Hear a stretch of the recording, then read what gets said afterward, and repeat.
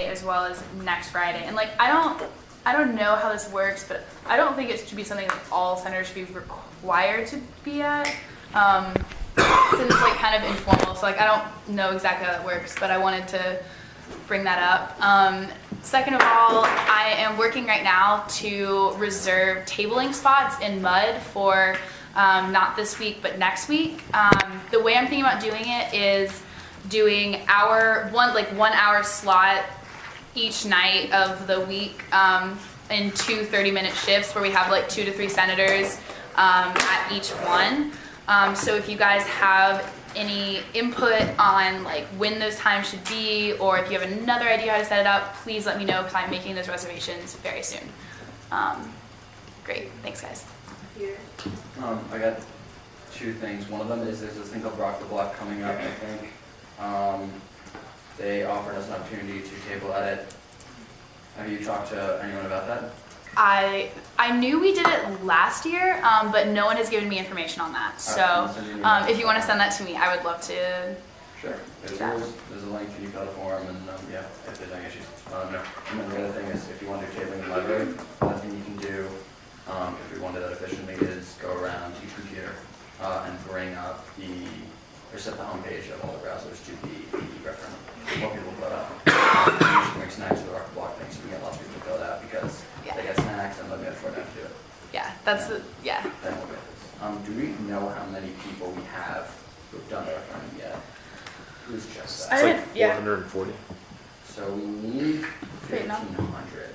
How recently did you In do that? about 2 weeks, or none of us get paid. And by that, I mean no senators will get paid for the next 2 years. So, yay, finals there. I'm good. Anything else on that note? Yeah. SFC interviews are starting this week, and it'd be really great if all of you could try and attend as many as possible. Aaron. On that note, I am actually composing the emails to send out to the SFC people to confirm their interview appointments. We still have 2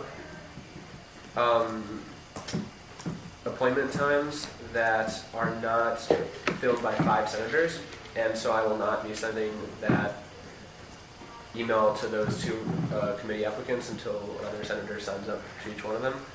So one of them is Wednesday at 6 o'clock p.m. And Azariah's, and another one is Friday at 4 o'clock p.m. So if anyone wants to step up and do that, that'd be awesome, and then I can send all of them out together. And also, we just had another another applicant that I have not had time to add to the list, so I will also put that person up as soon as I get everything else ready. Actually, I'm going to do that now. So carry on with everything else. Okay, I have 2 announcements. The first is a reminder on the topic of the SFC, is that you are required to attend 4 interviews every semester, 2 before spring break and 2 afterwards. So it would be great if you guys could attend these. The second is kind of more of a question. There's nothing in the bylaws that guides us, so where would the topic of censuring be put on the agenda under decisions or discussions? Or is it under announcements? Like, should I just announce it now? Yeah, it's automatic. Okay, super. Why don't I just get right on that then? Well, Paul was on stack. I'll get back on stack. I forgot what I was going to say, actually. Great. Are you allowed to appeal points? Yes. So where does that come in the process? In the bylaws, you have to appeal points within a week or 2 of getting them. Really? Oh, wow. It's like a thing. Well, like I would assume, like within a week or 2 of being notified, right? No, you get appointed by the office manager, and stack. Is that direct response? Yes. Okay. That thing. I just don't have a hand. You basically get points, and the ops manager / assistant get points. and then you're automatically censored at 25 and automatically removed at 30. So those things just like happen when you get the points. But you could like technically come back, like whether you're a senator or not, and appeal those points and get them overturned by like a 2/3 vote in the Senate. But like you get the points, the censorship and removal, they happen. You can appeal the points, and I guess you could reverse it, but they just happen. We don't like decide on that. So Emma is next. Okay, so as of this week, Ari has reached 25 points and Lauren has reached 26. They've both been notified already, but that's the point at which they need to be censured. Neither of them are being removed as they have not yet hit 30. But after this meeting is done, after I've announced this to everybody, both of them, I'm required to alert campus media. So that's just an announcement. Okay, Ari and Lauren. So on your point, Peter, because that information, like, wasn't, like, I had been in communication with Emma about this, and she said that I could appeal my points when, like, at plenary, or like, yeah, appeal this, like, I basically just want to appeal the, well, whatever, it's not the specifics is the point, it's just like, my operations manager told me that I could do that here. And maybe that's not in accordance with the bylaws, but I think it's fair, if that's what I was operating under the assumption under. So I think that I'd like to appeal some points at this plenary and just move on, because that's what the plan was. That's the plan that I had made with the operations manager. Oh, yeah, Emma, we had talked about the scrapbook thing. Is that still, I can send you that tonight. I'm on staff next. Okay, so the thing about the, so first to Ari's point, it turns out I did misread the bylaws, so I totally apologize for giving you incorrect information. I was operating also under the assumption. It was within a week of like me announcing that you've been censured, and that's my bad. To Lauren's point on the topic of the scrapbook, there is a proposal later on in plenary to completely abolish the scrapbook and replace it with something new. If that is the case and that passes and the scrapbook is abolished and replaced with a newer, more updated, more modern system that has higher accountability and higher just like usefulness, then I would be in favor of removing everybody's points for failing to turn in a scrapbook entry. So, but as it is, I don't know, I think you're actually supposed to turn into mock mood anyways. So I apologize for any miscommunication on my part on that as well. Peter is next. Yeah, like a random thing. I don't mean this in like a mean way, but like you're supposed to read the bylaws when you like get this job. It's like a thing. Madeline. Yeah, I just have like 2 points of clarification. What is the scrapbook that you're referring to? Also, if we could just reiterate what a censure is, like what it is that you're actually discussing right now. Can I direct your response? Okay, so to your first question, the scrapbook is currently, as it stands, pretty much our only form of institutional memory.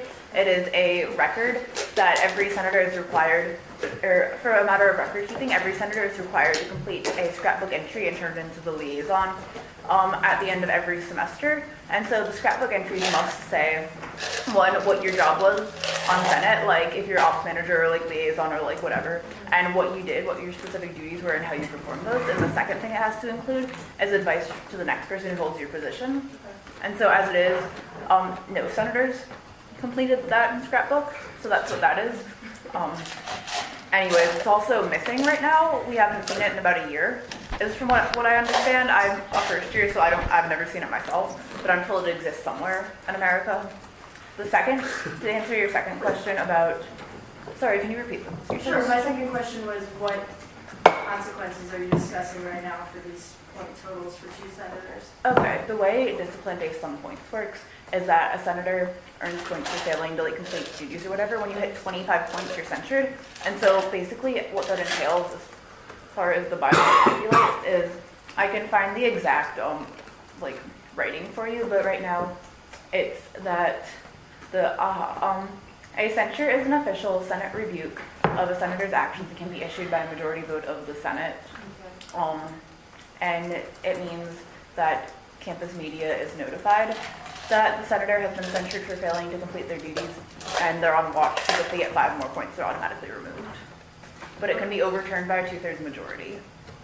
Thank you. Okay, all right. Okay, Peter, I think that, like, again, we have these conversations about Senate being a productive space, and like, it's really, I can't believe that we're still having this conversation, and like, it would have been done if you weren't like so explicitly like aggressive and disrespectful. Yeah, you should just read the bylaws. Like, yes, our operations manager does read the bylaws and did her best. And so saying something like that is really disrespectful and honestly carries these conversations into places emotionally that I don't want to go. So just be chill, okay? Because like, honestly, like you not being chill, like ruins the space for me and like perpetuates my dislike of this space. So just get it together and learn how to be respectful of people and not be on this like policing and like point system automatically no matter what. Like, no, my people don't operate that way, okay? Maybe that's how your people operate, but I come into here with a different set of community standards, okay? Thank you. I'm really done. I'm really done with this conversation, and I'd like to move on to appealing my points, please. Okay, Peter was next, and Okay. is everyone else?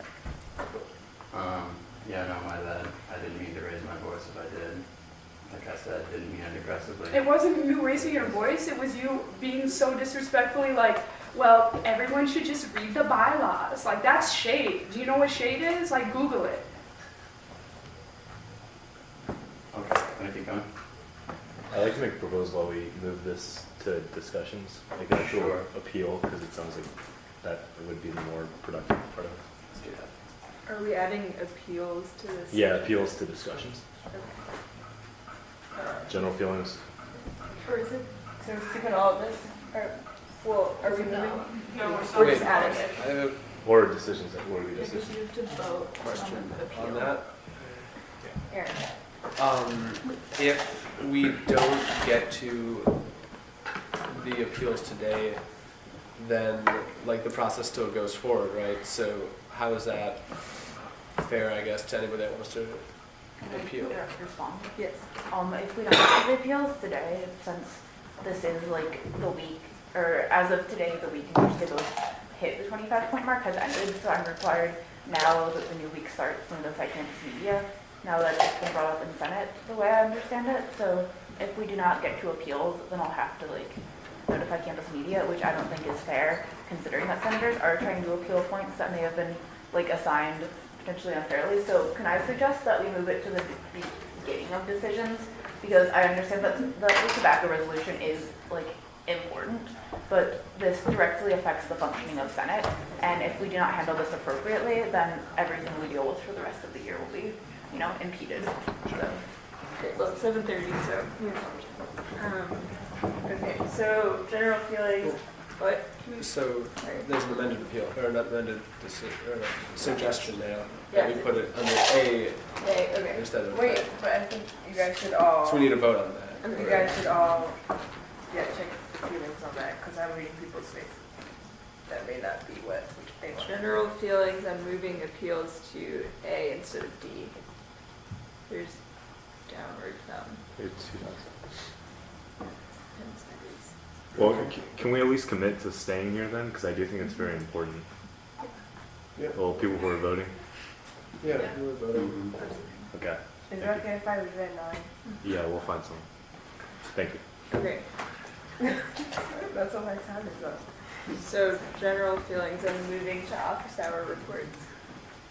Yeah, okay. Are there any office hour reports? I just want to say that I had to miss my office hours, so if you haven't appointed me yet, you should appoint me.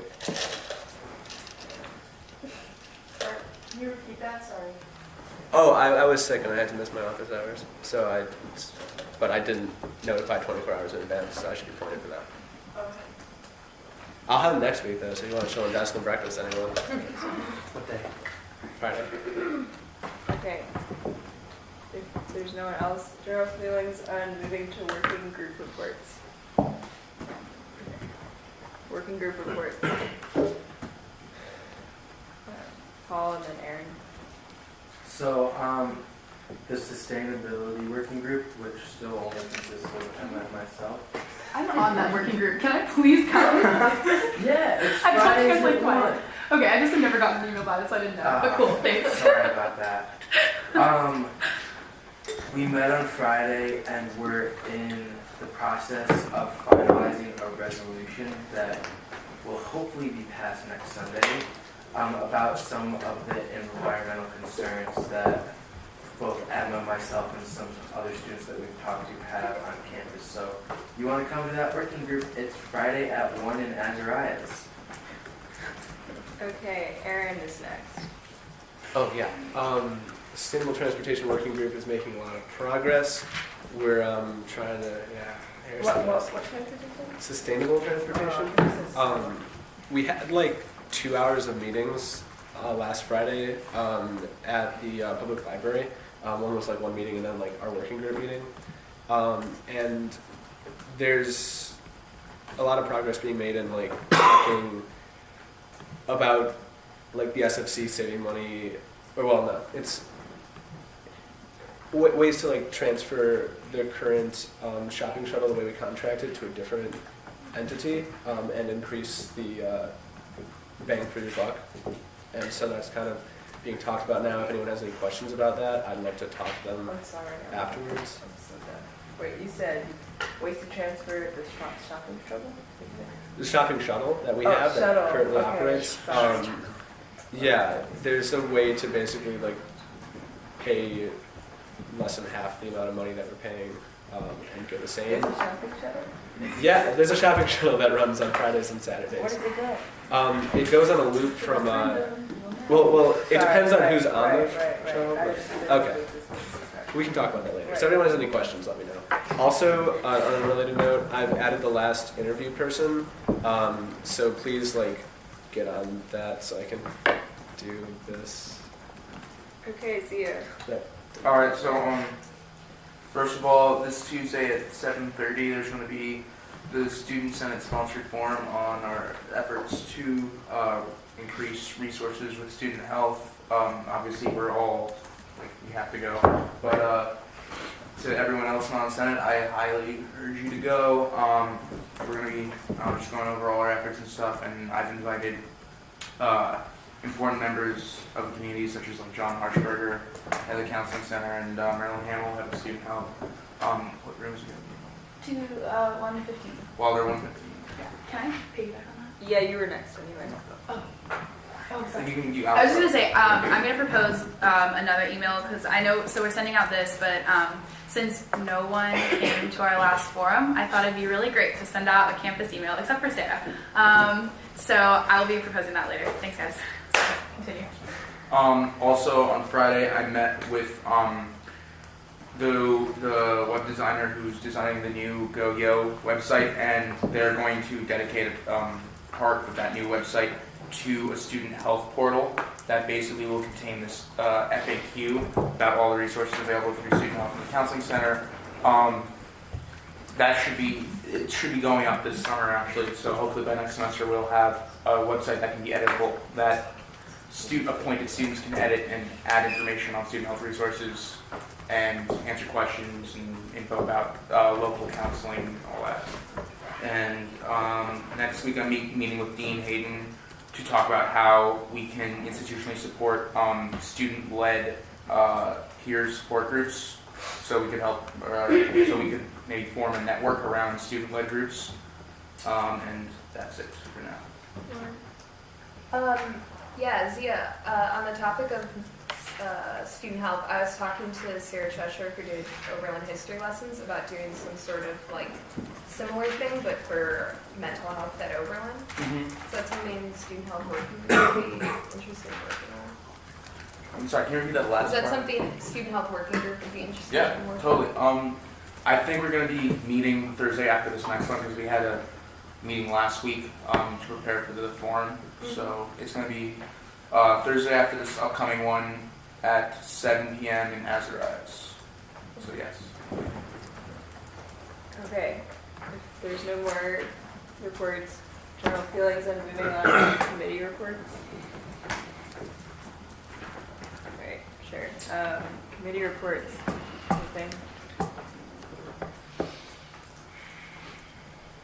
No? Okay, general feelings and moving to decisions. Good. So first, tobacco-free resolution. So we talked about this last week, and Clarifying question, did you move appeals to the beginning to ensure that we cover it? no, There we were didn't. We didn't? quite a Oh, few. oh, I'm sorry, my mistake. So we had a good conversation last week, and I sent out the actual resolution last night, and I hope you've all had a chance to look over it. Yeah, I mean, I think over the past year, we've like spoken a lot about this, and I think that you all done a good job like being receptive to, the things that everyone has put forward, and I'm pretty happy with the final product. So, I mean, you all know. Should we read it? Yeah. Well, I don't know. I mean, everyone has it, so I'm thinking we can read it. Some, not everyone has it. If you guys are interested, I can send this to you. Or you can like, yeah, you can. Is that right there? Yeah. Lauren is on stack. Should she go before you read it? No, we're not going to read it. Okay. But, yeah, so basically, Hope and I jointly proposed that we pass this resolution. You said Hope and I what? We jointly proposed to pass this resolution. Okay, Lauren. I'm curious how the administration is viewing this resolution, Mhm. and if we were to vote no on it, I mean, that wouldn't stop this from happening, right? So, I'm wondering, yeah. Yeah, so enactment of this is contingent upon a general faculty vote. And so people within general faculty, some of them take their cue from the sentiments they get from student senate. So this is, I look at it as influencing that and also like providing a mandate, right, from us, like these are the provisions that we set forth that we would like to see. And Emily, as a member of the committee, I can say that we've been very receptive to making amendments that like people at this table brought up.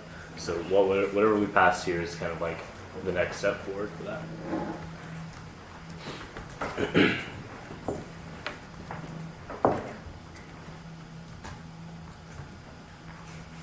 Does anyone else have anything to say? There's no one on stack. Yeah, like any questions or clarification that anyone needs. There's something you want to say, There's a lot of things I want to say. I'm Say it. prioritizing. Let's see. It's what it is. It's a good challenge. So there's a less. Emma. Okay, so my first concern would be Tappan Square. That's like basically the way I'm reading this. I could be incorrect. The only place on campus where students will be permitted to smoke outside of going into residential areas in the town. And so I think that's a pretty problematic issue because first of all, Tappan Square is like, it's a community zone. Like children go there, people walk their dogs there, and we don't want to turn into like a giant cloud of smoke because like students are going to continue to smoke. The way I understand human beings, whether or not this is passed, so even if it is passed, people are going to smoke. And I think funneling them all into Tappan Square is not, like, will not make Tappan a healthy environment, and it's a community place too. I think we need to think about how we're going to be affecting the town. So that's my first concern. Aaron. Do you want to voice some other concerns? Oh, I'll get to them. Okay. So the way I understand the Tappan Square issue, because I agree with that like, I don't really want to like walk through clouds of smoke in Tappan Square, but Hannah Rosenberg, made a good point in the last plenary about like, although it's technically a college space, it's a very blurred line between college and community in that area, and I wouldn't feel comfortable policing community members in that space. So like, while I don't really like that students are going to be funneled there, and I don't think other people might like that either, I also don't want to extend like college policing to that space over the tobacco ban, like if we were to not make it a zone. Yeah, you can do that. Never mind. Do you want to, you can direct respond to me. Or- I give you that. What I meant wasn't that I don't think that we should like police Tappan Square. I just think it shouldn't be the only space, because I don't think we should police Tappan Square. Like, I think that it should be like fine to do whatever because it's a community zone. I'm just concerned that this is like the only zone we're giving people. And I agree with that, which is what I was going to ask the next question, which was we talked about that one like space by Dascom, and I wanted to ask Paul about the greenhouse. Where is that greenhouse going to go up? The greenhouse is gonna be between Dascom and Mud. Okay. What? Is that a RCT greenhouse project, which was a project. Well, am I allowed to talk right now? Is that This is, I can this is bestow that director's upon you thoughts. too. I don't know. what? You can direct your thoughts yeah, on the sure. question. I'll directly respond to Give that. to you. So the RCT greenhouse project, which was accepted by the Greenwich Fund earlier this semester, is they're gonna put a greenhouse between Mud and Dascom. That's pretty much it. I can get into more details, but that's thank you. Okay, Lockwood is next. Yeah, no, I definitely hear your concern, Emma. And so Hope and I actually took a lovely walk around campus, and we were like trying to find these places, because I do agree that like it's really bad to like funnel everyone to that area if we do presume that like the same amount of smokers are going to be present. And so I'd say number one, the overall function of the policy is not to kind of like just move people to a different area because we think that's bad. It's to try to get the rates of smoking down. And so that's why like you try to cultivate this culture where that's like less normalized, and so over time like less people will smoke, and that's kind of where the cessation products of it goes in. But even then, like let's assume that the number does stay the same and we have to find alternative areas. So the problem is that we have kind of a small campus, and I think that like in thinking about how I prioritize like what variables should we look at in choosing these spaces, I said number one, it's pretty important to not have like high traffic areas because that's like obvious, like why are we doing this? And number two, it would be helpful if we were not near first year dorms because that's like a specific group that we're kind of like thinking about in this process. So I mean, we ran around and it's just very difficult to find those spaces without like going right next to a building where a lot of employees work. And I don't think it's necessarily fair to like shove a lot of students there. You don't want to go like right in the middle of like Wilder, except so there are people like walking there and stuff. So I mean, if people do have like suggestions, I would love to like hear that. I mean, it doesn't even have to happen like right now necessarily. If like at some point, like over the fall or something, like someone finds a space, it's like this magical space that no one has thought of. Like, of course that would be entertaining. It's just that that solution hasn't come up so far. Okay, Paul is next. Yeah, so would students be able to smoke on city streets and city sidewalks still? Like even if you're right next to campus, would that still be considered public property, and the college safety and security would have no jurisdiction to tell someone to put up a cigarette or other tobacco? Yeah, so the two college or the city streets are Union Street and College Street and Main Street, and so yes, we have no jurisdiction over that. Those are also like the borders of Tappan Square, and so it kind of like fits in seamlessly there, except for Union. But I don't see people randomly going to Union. Mia? I was gonna ask, I guess it's like a direct question. Is there, like, once we move forward, like, if we vote on this and, like, pass it tonight, what would the process be if we did find, like, another space that would work well, like, magically found that one secret spot in the campus map we haven't found yet? Like, what would be the process of potentially making that a smoking space?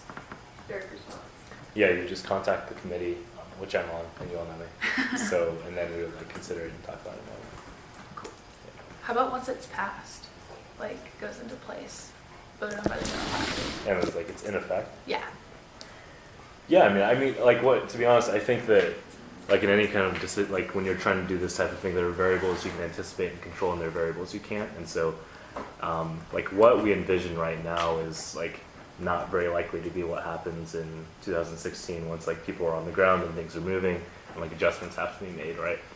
So if there are like further spots that are found like at that time, like there's some kind of unanticipated problem that comes up, then at that point we address it. But right now we're trying to think about, you know, what are the variables we can control in like the situation that we're predicting.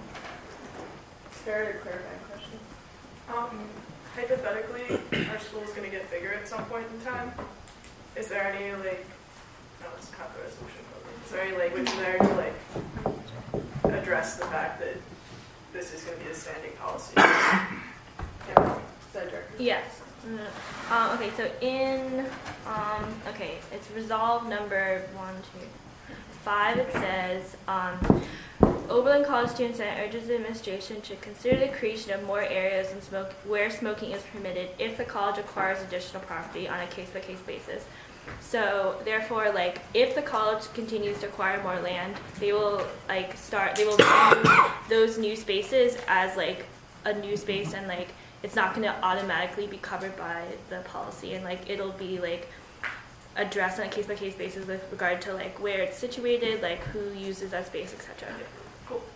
Madeline, isn't it not true that you guys are not voting on an actual policy change, but the proposal you're voting on is just a statement of support for a faculty resolution? Yeah, so within this resolution are included like provisions of the policy. And so it's not just saying like we're in support of something, it's saying like we're in support of these specific things. Okay, but like, why should you be concerned about whether or not the college is going to grow when this isn't your policy that you're writing? Because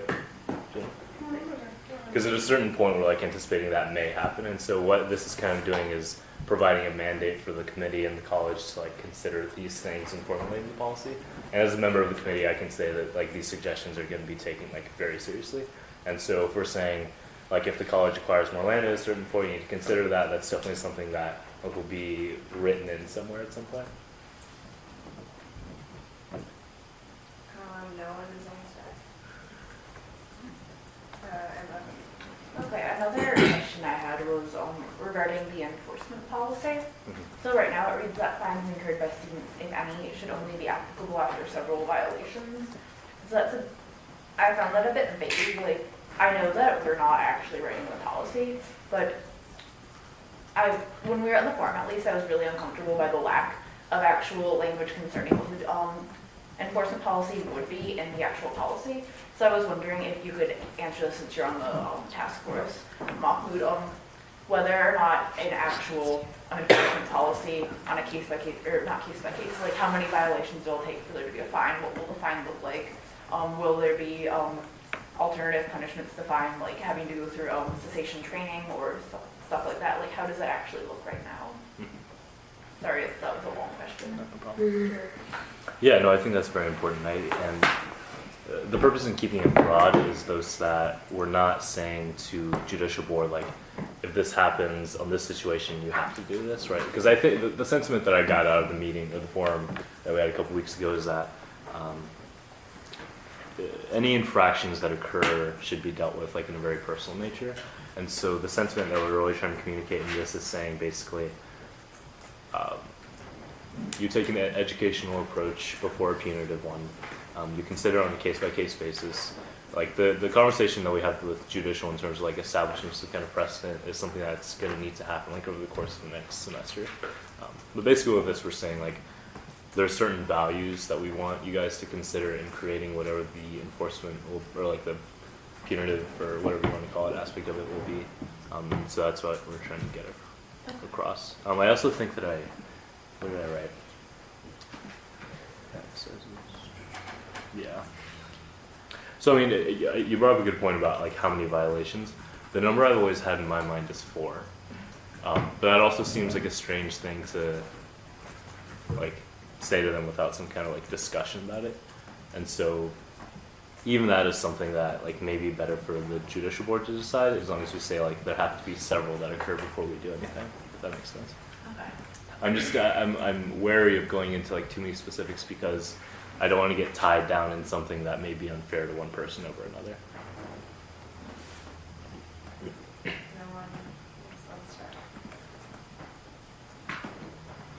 Okay. General feelings on a vote. I call a secret ballot.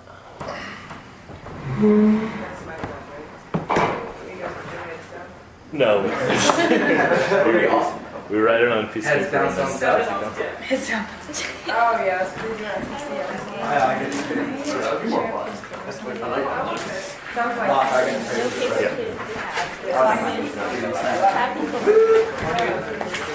Oh, because I'm a Calm down. ballot meeting. Oh, actually, I have that many fingers.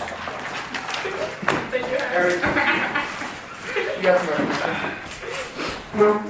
What? We don't need a piece of paper. So it's yes if you're in support of passing it, and no if you're opposing it. Is abstention an option? Yes, Okay. try to abstain. Abstentions count as a no, right? No, They just don't count. They count as a non-yes. Abstentions, right? Isn't that a no? No, it works against the ratio. Eight. It works against the ratio. You count? Yeah. Guys, we're still on stack. Rachel, I gotta process today. Dude. Can I write another? Wait, does the secretary count? Um, Oh, you count. yeah, right? Was it I'll check the Try timeline. processing. what? That's my So job. the way voting works is you count the total number of yes votes against non-yes votes, and non-yes votes include noes and abstentions. Mhm. And then there's recusing yourself, which is that you don't vote. So there are 4 votes. No, the facilitator counts. Facilitator Yeah, so I just checked the bylaws. Oh, That was, So if you don't want your vote to count, you do a so recusal. excited too. Does that make sense? One thing. Does anyone I'm gonna go cry in the bathroom. Alright. In voting in the past, people have been confused by abstain versus no, and that yes, they both count as like non-yeses, but an abstain is very different symbolically than a no. So I just want to point that out because we've had senators say that like abstain is exactly the same as a no in the past. It's not. do you have 14 pieces of paper? Maybe you don't. No, I haven't voted yet. I'm anticipating more secret ballots, so I don't want to waste paper. That's why you created a green edge. So have an extra one.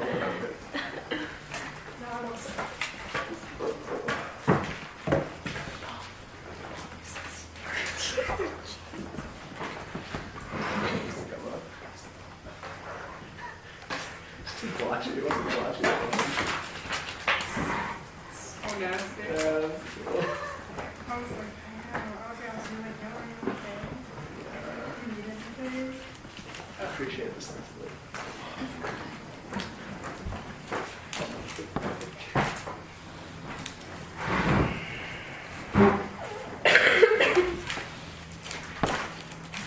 Okay, so 3 noes, 1 abstention, and 10 yeses.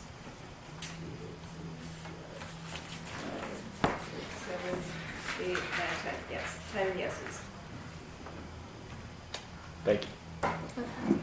So Next on the moving bill. on to chartering, general feelings. I have a question. Yeah. Since we were like trying to vote for the appeals as first, but if we got to as first, do you want to vote for second? Oh, that proposal. I propose that we do this. Wait, what? One. Can you speak louder? I propose that. Sorry. You're good. I propose that we do appeals before chartering.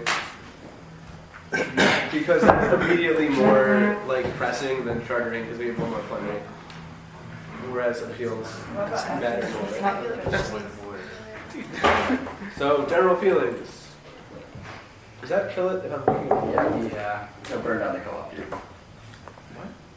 Yeah, no, I don't know. Okay, so that means we're doing chartering. I'll make this really quick. Sorry, I'm Yes. all right. So we have 3 groups that were passed by the Joint Chartering Subcommittee. I just emailed you their charters this week. If you guys need me to do that again, let me know. I'll also give you guys a little time to look them over. It's the Esports Club, the hold on. Actually, there's 4. It's the Esports Club, the MERG, and the Entrepreneurship Club, and then we're revisiting the Flute Charter, which has been amended, and the organizers or the founders of that group have agreed with amendments, which were basically attempts to make sure that funding wasn't going towards like up maintenance for their own personal instruments, and that funding was going to things that can benefit every member of the Oberlin community. So I guess I'll give you guys like another 2 minutes to look over the charters and then raise concerns.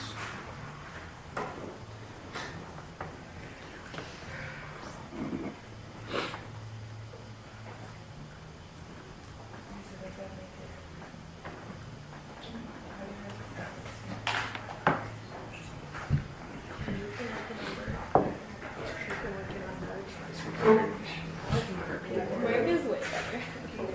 I'm consulted and merged. I don't know what anyone in the charter. You can't do it by person, you just say 10 votes yes. I'm also going to recuse Many myself. votes no, abstentions, and then no votes. So you can do like What? over 10. No, this is not related to public So transit. 10, Actually, I have something to tell you about that later. and then you say. What? I'll forward you an email.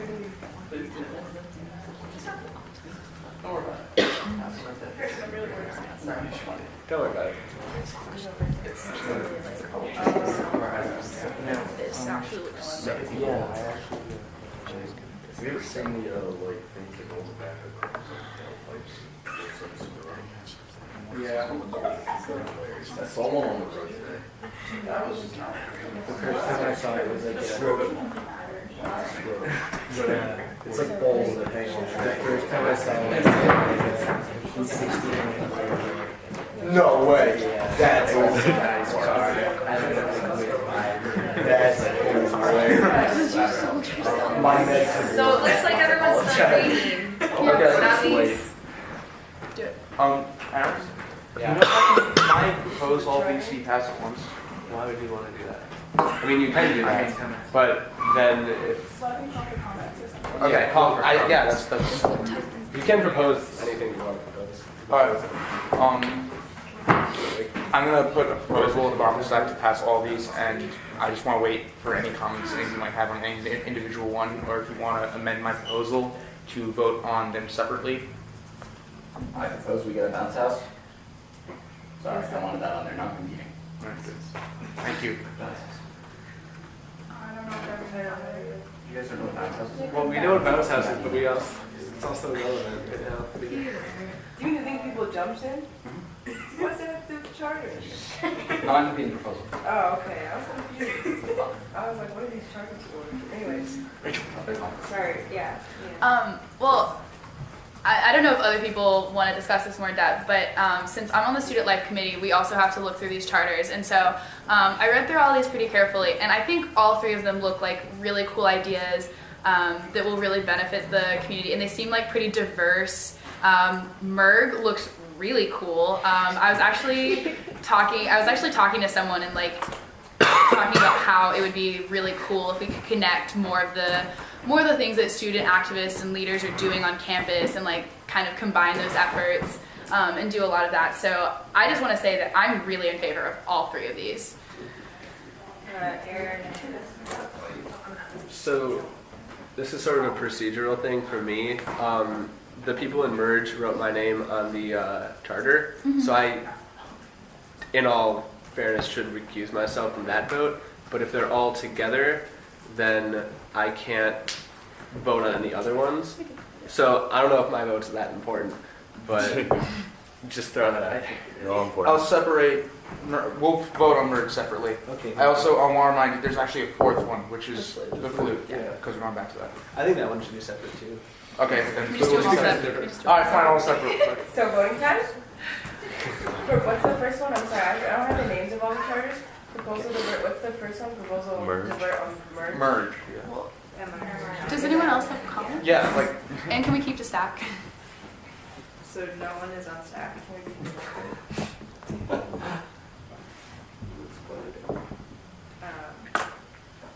So, or what's the other? Oh, the other ones.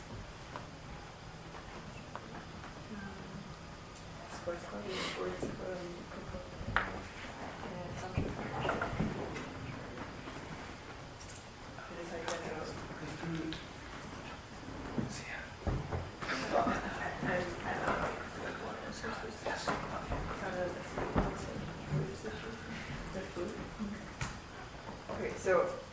No one's on stack. Are we going to? I guess we vote. All right. General feelings on chartering merge. All in favor? Okay. Aye. Keep your hands up. Hands up. 1, 2, 3, 4, 5, 6, 7, 8, 9, 10, 11, 12. That's 12. I don't Opposed? really know how you guys record votes. 12. Just do 12 dash, opposing dash. Okay. Wait. How many are opposing?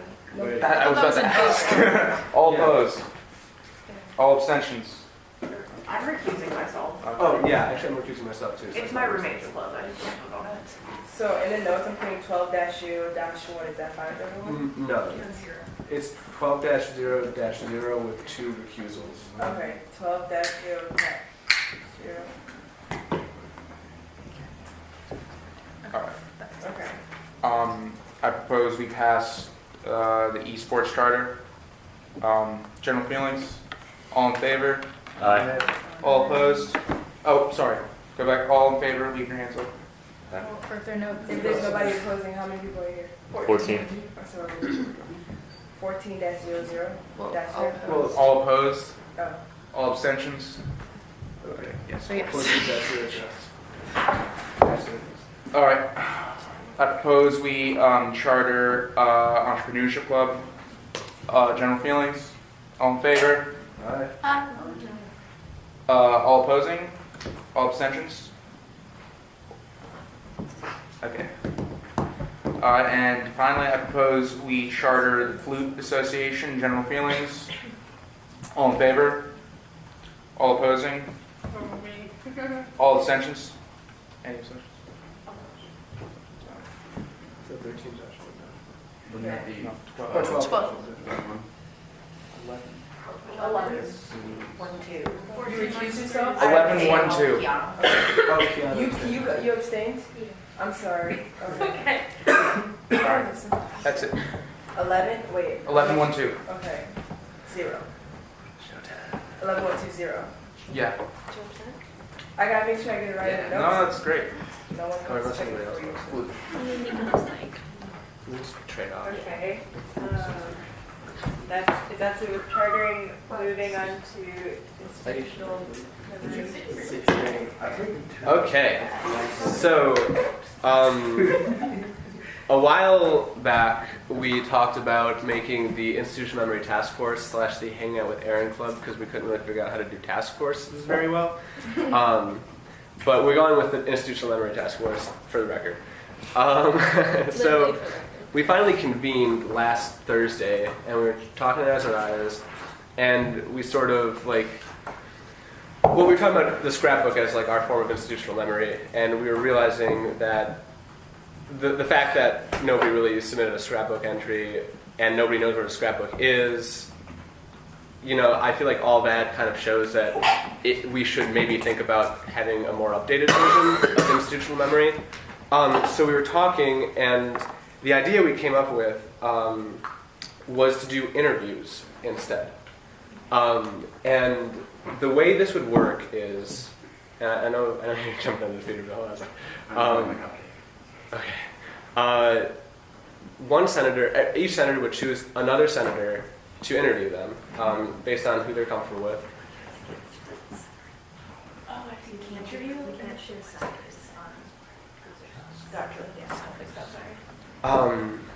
Yeah, so that like kind of creates like a space that people are all comfortable with because, you know, there'll be one senator here that you can talk to, and that senator will ask a series of questions that we all approve of. And Emma, are you sharing that right now? Or Emma's sharing in the questions that we drafted. Don't have to be the final product. You ask the questions, do an interview. You know, basically your only job is to hit the record button on whatever audio equipment we provide.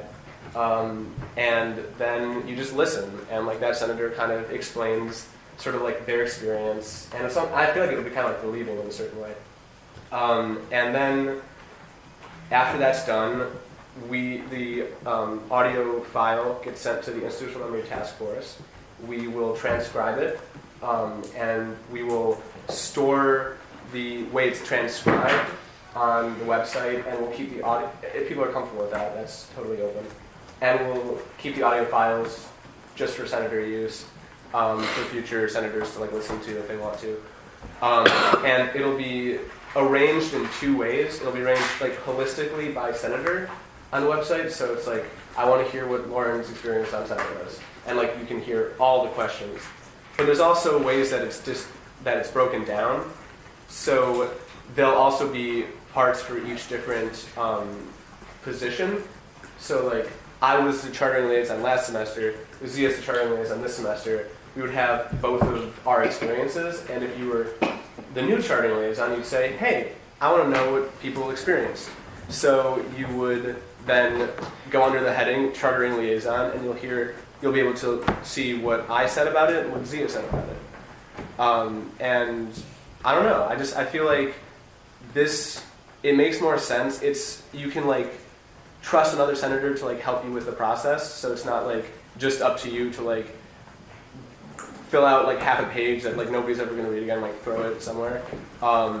And instead we have like this process that, you know, allows people to get something off their chest for us. And I don't know, like I think it'll store a lot better too. So we drafted bylaw amendments, or Emma drafted them and we looked them over. So thanks Emma for that. And yeah, so I don't know, whatever people think about this, I'd like to have some conversation, and then propose that we institute the bylaw changes. So that's a proposal, but like, let's have conversation. So. Okay, Peter. Okay. I like the idea of having a survey of questions, but I do have one question in response to that. I just wanted to ask, if people haven't done scrapbooks, which literally involves like writing a paragraph and sending them to really sort of anyone, do you think the significantly greater time commitment, which I assume would also be enforced by points, which not turning in a scrapbook entry is supposed to also do, wouldn't that be even more unlikely to happen? Even though I think it's a good idea, like I do. And then also, I'm sending you guys an email. So it's the Senate scrapbook. It's on the Bounce House thread. So yeah, just open that up again because it's really important. And that's also on the Senate Accounts Google Doc. So it's already digitized. There's nothing there. Yes, it is. It's not under Senate scrapbook. It's under another name. The Bounce House email. The Bounce House email? It's just a picture of a bounce house. If you, also, and we still need to vote on Bounce House, but I can table that till later. But there's a scrapbook that you'll all get on your email. It's 166 pages. It has great pictures, including committee recruiting, as well as many pictures of Marvin Krislov. So the conclusion is, there is a scrapbook. And even though we've been bad at contributing to it, it still exists and is a functional system, if we are a functional Senate. Okay, Lauren is next. I think the fact that no one has been doing anything with it shows that it's not a functional system. And I like this idea because I think that it not only sort of helps with institutional memory, is a better alternative to the scrapbook, but also sort of makes new senator training better, where like new senators will be able to come in and talk one-on-one with a former senator, and I think that would be reason enough to do it, even if it does take more time than just like writing up what you did last semester and not knowing if anyone is even going to bother to read it. Whereas this allows you to like meet and talk to the new senators, get to know them, share your knowledge. It's a little bit more interactive, I think.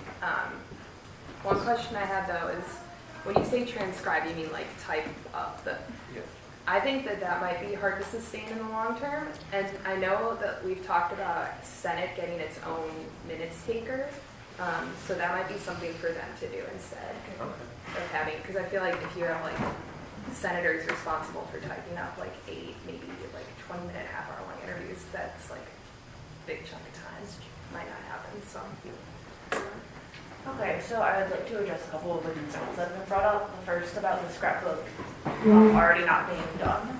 The way that we've set up these interviews is that you have to have another senator interview you, so there's already like almost like a slightly larger system of accountability, and that like you'll have to like reach out to somebody who will then like remind you of it. So that's something. Also, I can't speak who the next operations manager will be, but I mean, I think this will be an easier thing for the operations manager to enforce because like the scrapbook as it is was just like really confused. And so I think if we have something that's very like strictly written out and like everybody is very clear about how it works, how it should work, that'll make it an easier thing to enforce because people will know what they're doing.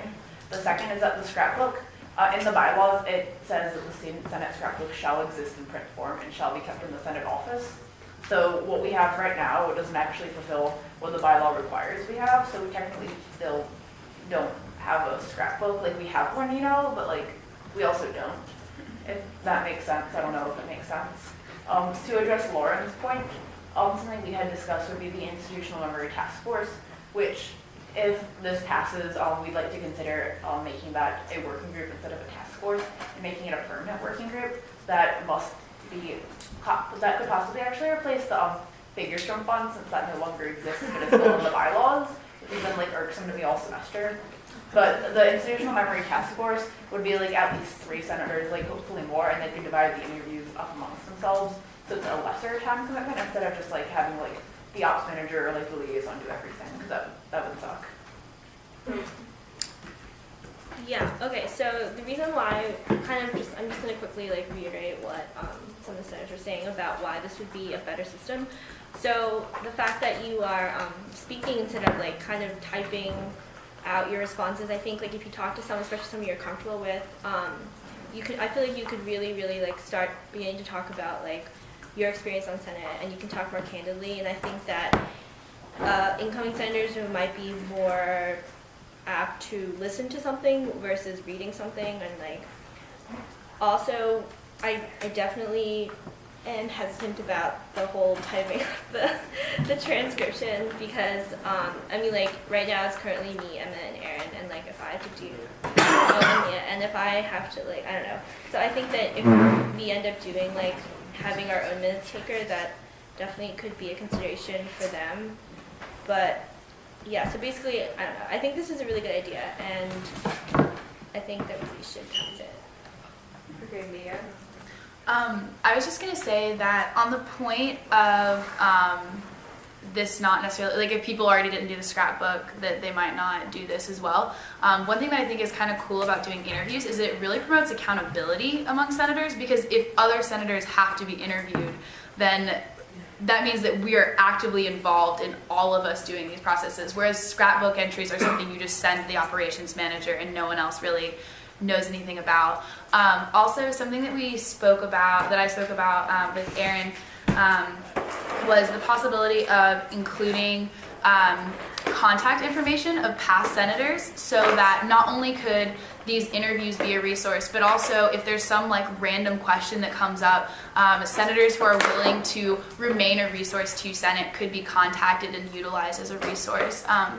And I have not been able to read this whole thing yet since we've been discussing it, but so I don't know if that's in there. But the addition, the combination of that and this new change, I think there are definitely some things to work out. Like I haven't done minutes before, and I know how much people don't like it, and I don't really want to try and type all those out. But I don't think that necessitates throwing this idea out or should be essential criticism, because I think this is more about the idea of working to do better institutional memory rather than arguing about tiny points. So thanks, guys. Peter. Sure. Okay, so this one time I was ops manager way back in the day, and I was trying to get people to fill out scrapbook entries at the end of the year, and I think 1 or 2 people did it. It was a kind of a struggle, and we were in a weird period with we were between liaisons, so I think there was some ambiguity there. But I don't think there's as much ambiguity with the fact that you're required to do a scrapbook entry every semester, and you get points if you don't. And while yes, I think that a point system might be less effective than the social pressure of trying to do an interview, it's also a greater time commitment, which does provide a disincentive for people to do it. We can just do these questions as a prompt. There's also little ambiguity in the fact that new senators are supposed to read the scrapbook, which is available, though I'll admit, not publicly available, and we should change the name of the Google Doc in the Senate account. Because right now it's under like some dude's scrapbook entry, I don't remember what his name is, but it should just be Senate scrapbook. But it's there, it's available, and yeah, it should be in print form, but like, we have $1,000 or something in the Senate account, and we could just use that to go print out a copy of this at the print shop, and then we'll have a hard copy, and then we can point people who didn't turn in scrapbooks, and we can give them prompt with questions if you guys want. I think it's an awesome idea. It's just, we already have a system for this that works pretty well, and Grant hasn't been like held up that well, but that's kind of because we suck, not really because the system sucks. And the fact that we have surplus money brings me back to my original point, which is down sucks. And I'll close with that. Okay, Aaron. Yeah, actually, well, you did say something that I thought was interesting, Peter, which was when you were showing us that document, how there are like posters and stuff. I think it'd be interesting to allow for senators, if they have like a document that they really care about, to append that document to their file. And it's, yeah, I'm actually going to make that point, and there's something else that I was thinking about, but I forgot, so I'll come back to me. Sarah, wait, is the proposal jump? Okay. Yes. I propose we close that and go to vote.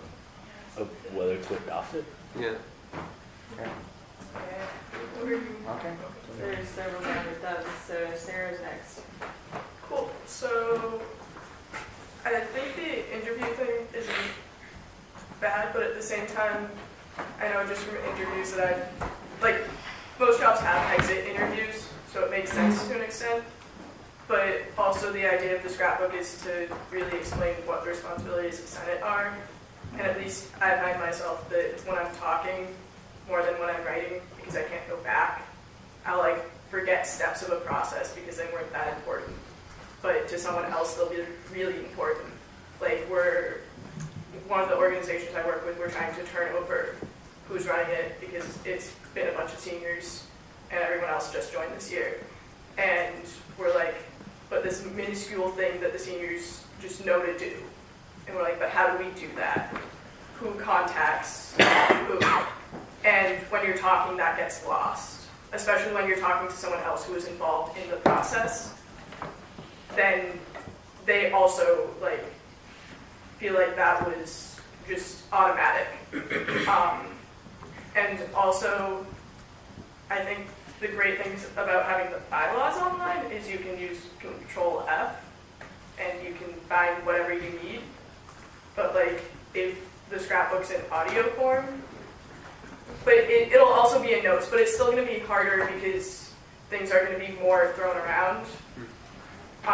Whereas if you like set it up by job, and each job had a section in the scrapbook. It is set up by I mean, job. but I don't know. I think that the question answer format's going to make it harder. Whereas if you can like specifics, it might be easier to follow. The interviews, just additionally. Okay, Emma. Okay, so a few things. I'm going to try and hit on a lot of the points that have been brought up. First, my main concern with making this amendment to the bylaws isn't so much that I think it's going to, like, we're going to shift to, like, a more accountable system, like, everything's going to be perfect and easy, because I don't see, like, anything being perfect and easy with Student Senate. I mean, it's in the bylaws right now that we're all required to go to SFC training. 8 of us didn't go. So, I mean, even if things are in the bylaws, even if we know about things are in the bylaws and there's a point penalty, people still aren't going to, like, do things, and that's just life. So I think what the real advantage of this new system is first, it's more comprehensive. Right now, the scrapbook, you're required to say like what you do for your position and advice. So like I could basically say like, as ops manager, I keep records. My advice to the next person is to keep efficient records, and I could be done with my scrapbook.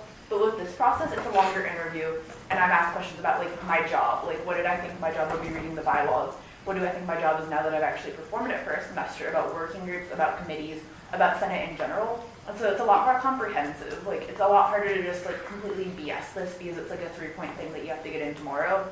Because that was definitely a way you could do your scrapbook. I'm not saying people did that because people didn't do the scrapbook, but with this interview process, it's very comprehensive.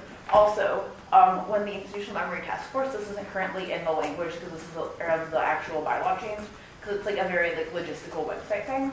But the way we talked about putting these on the website is first we would have the recordings, which would be shared on the Senate Google Drive, so they are available to future senators, but weren't necessarily like, you know, right there on the website, because it's really hard to upload audio files to the website based on size constraints, I learned this week. Secondly, there would be transcriptions that would be available that you can just search Control F and find things just as easily as you can in the bylaws, which you cannot do in the scrapbook that's not online because it has to be in print form. So that's one way it's easier. Also, we are going to cross-list every different interview transcript by job position, by working group, and possibly by committee, though we weren't sure about that yet, to make it just really, really easy for people to access. Like, this is a lot more transparent. This is a lot more like easy access. This is a lot more comprehensive. So I think all in all, it's like a pretty good shift, but I'm pretty biased, I guess. Clarifying question. I mean, I guess this is for Emma and Aaron in general. Are you guys just basically proposing that you get rid of the print scrapbook and reorganize the regular scrapbook? Can I have a direct response? Yeah. We're not proposing that. This is not going to be a scrapbook. This is going to be a different process. It's going to have a lot more information. Like, for one, that's like the big thing. This will have a lot more than just like what the name of your job title is. And right now we don't even have a print scrapbook to abolish. So that's just a point. So no, we're not proposing we replace a print scrapbook with an online scrapbook. We're proposing that we replace a scrapbook with a system of interpersonal interviews that are available to the public. Zio is next. Yeah, I have a couple thoughts. First, I think if we do institute this bylaw change, I think we shouldn't like scrapbook. I think it should be optional to do one or the other. And I was wondering, I'm a little confused, but it seems to imply that this needs to be done locally with someone. I'm wondering why a person can't just answer these questions via writing. Could someone actually direct respond to that? I can direct respond. I mean, that's an interesting point. I think you can take the option, I guess, or I don't know if. I think it's important to do like the interview. I think it's helpful, sort of like in that, I don't know, like holistic sense of like just free form speaking about your experiences on Senate. I know like if I just start going and like and the questions are also very specific. So if I start, or reasonably specific, they cover a lot of different things. So if I start going like answering those questions, I feel like I'm gonna come up with a lot of things just more freely than if you just send. It's like almost like a short answer essay thing. Like if all these things, it's like, oh, I'm gonna like answer all these questions in a few sentences. I really liked what Emma said, which was a good like sort of way to bring that all together. Of like it's easy to like BS the scrapbook and like just send in a few sentences and you're done. But like this way, it's like you're actually like sitting in front of someone and like talking. I'm not that good. I guess, I mean, personally, what I see being even more effective than that, even though I do agree, like there's a lot of value to that. I think if senators are kind of given this like interview sheet at the beginning of their term, which is obviously, and then they have the 2 semesters throughout to answer that and edit their answers, and then there's like a thing where like by a week before the end of but a week before the end of the semester in which you're serving the end of your term, or I don't know if that makes sense, you have to send in that response sheet. I think that gives the senators a lot of time to gather their thoughts and even change what answers they could have given previously. I don't know, I think, to do a spoken interview, I think that requires a lot more of different people's time. And I don't really, as long as that's providing a good and an important service, I have no issue with that. But in my opinion, I don't think that having a spoken interview that does require more people's time and extra time that could be used for other things, it provides a lot more good than having a senator do this on their own, written over the period of their term. And finally, I think if we do institute this, there should be the same point punishment there is for not doing scrapbook. I'm not sure if you guys got over that. Just want to point that out there. So I think there's a good like middle way, because I do agree with Zia that in that like my perception of what the problem is with the current scrapbook is twofold. Number one, it doesn't exist and no one knows where it is. Number two, there's also a very kind of strict, like this is what you have to do, this is how you're going to do it, and so that's why people will sometimes shy away from doing that. And so if we kind of take this approach, which I do think is very good, because like an interview, it is going to involve more people, and I think that if several people do it, that's going to introduce more accountability. And so if we leave an option open of saying, okay, you can do this interview thing, which if we establish as something that's like popular and like is available and like the best thing to do, then several people will do that. But there are also some people which may be like turned away from the whole like transcribing process. I think that is something that takes like a pretty substantive amount of time, and like people may be drawn away from that. But if we take that and we also leave open the option of these are suggestions of questions that you can just kind of fill in, you kind of do lose that free form type of thing, but you will get some information down there. That's kind of a more holistic approach that lets people have more options, and I think would like encourage participation in this. Because the problem right now is like no one's doing it, and so we have to do something about it to change it. And so a start would be, I think, get rid of the bylaw that says it has to be in physical form, because unless any of us are planning on living with A.D. Hogan, that's not going to happen. And then open up options for how people can get involved, because I think that's going to incentivize people in different ways to actually do it. So that's not really like a yes or no on your proposal. There's like other steps that we would have to do. Aaron. This is more like, I guess, responding to you now. The senators themselves don't transcribe their own interviews. It's part of a permanent working group that we're going to also propose later. That would be like the job of the Institutional Memory Task Force, as it is right now. And then if we make a working group for next semester, it'll be part of that working group's job to do it. Which is comprised of senators. Yeah. And what if this well, it's a working group. Doesn't mean it's entirely comprised of senators. But who do you think realistically would like be interested in doing this? I'm sorry. Yeah, at the beginning of this conversation, I suggested that a potentially new Senate-only minute taker could do this. So they can also be on that group too. And that's like a middle ground. So like you can divide the work up. So no senator would be typing it up. Yeah. Okay, well, I don't know. Mock kind of hit on some of the points that I wanted to hit on. It's kind of hard right now that we have to talk about like this specific like bylaw change, because I think that the idea is exactly like the direction we need to go, but I just kind of wanted to suggest that maybe when we're discussing this, we talk about ways to amend it and like make it like the little things, like for instance, not dealing with whether we would have like a note taker or someone else transcribe it. If we could maybe talk about it in a way that's suggestions to amend the current proposal, so that we can come at this at a more like, let's figure out the best way, rather than trying to shut down like a really good first step in the right direction. But then, so a couple of things. One of the biggest things that kind of stands out to me is that this process could be pretty collaborative between the senators, like the interview and the interviewee, in that, in my opinion, I don't think there should be anything to keep a senator from editing their response to be a little more succinct, a little more whatever, and like working with the interviewer to make a holistic response.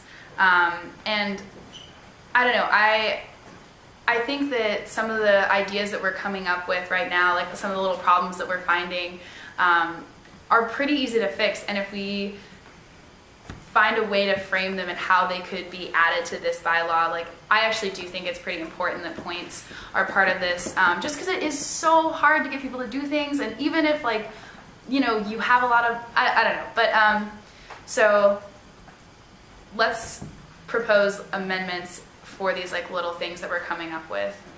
That's what I'd like to say.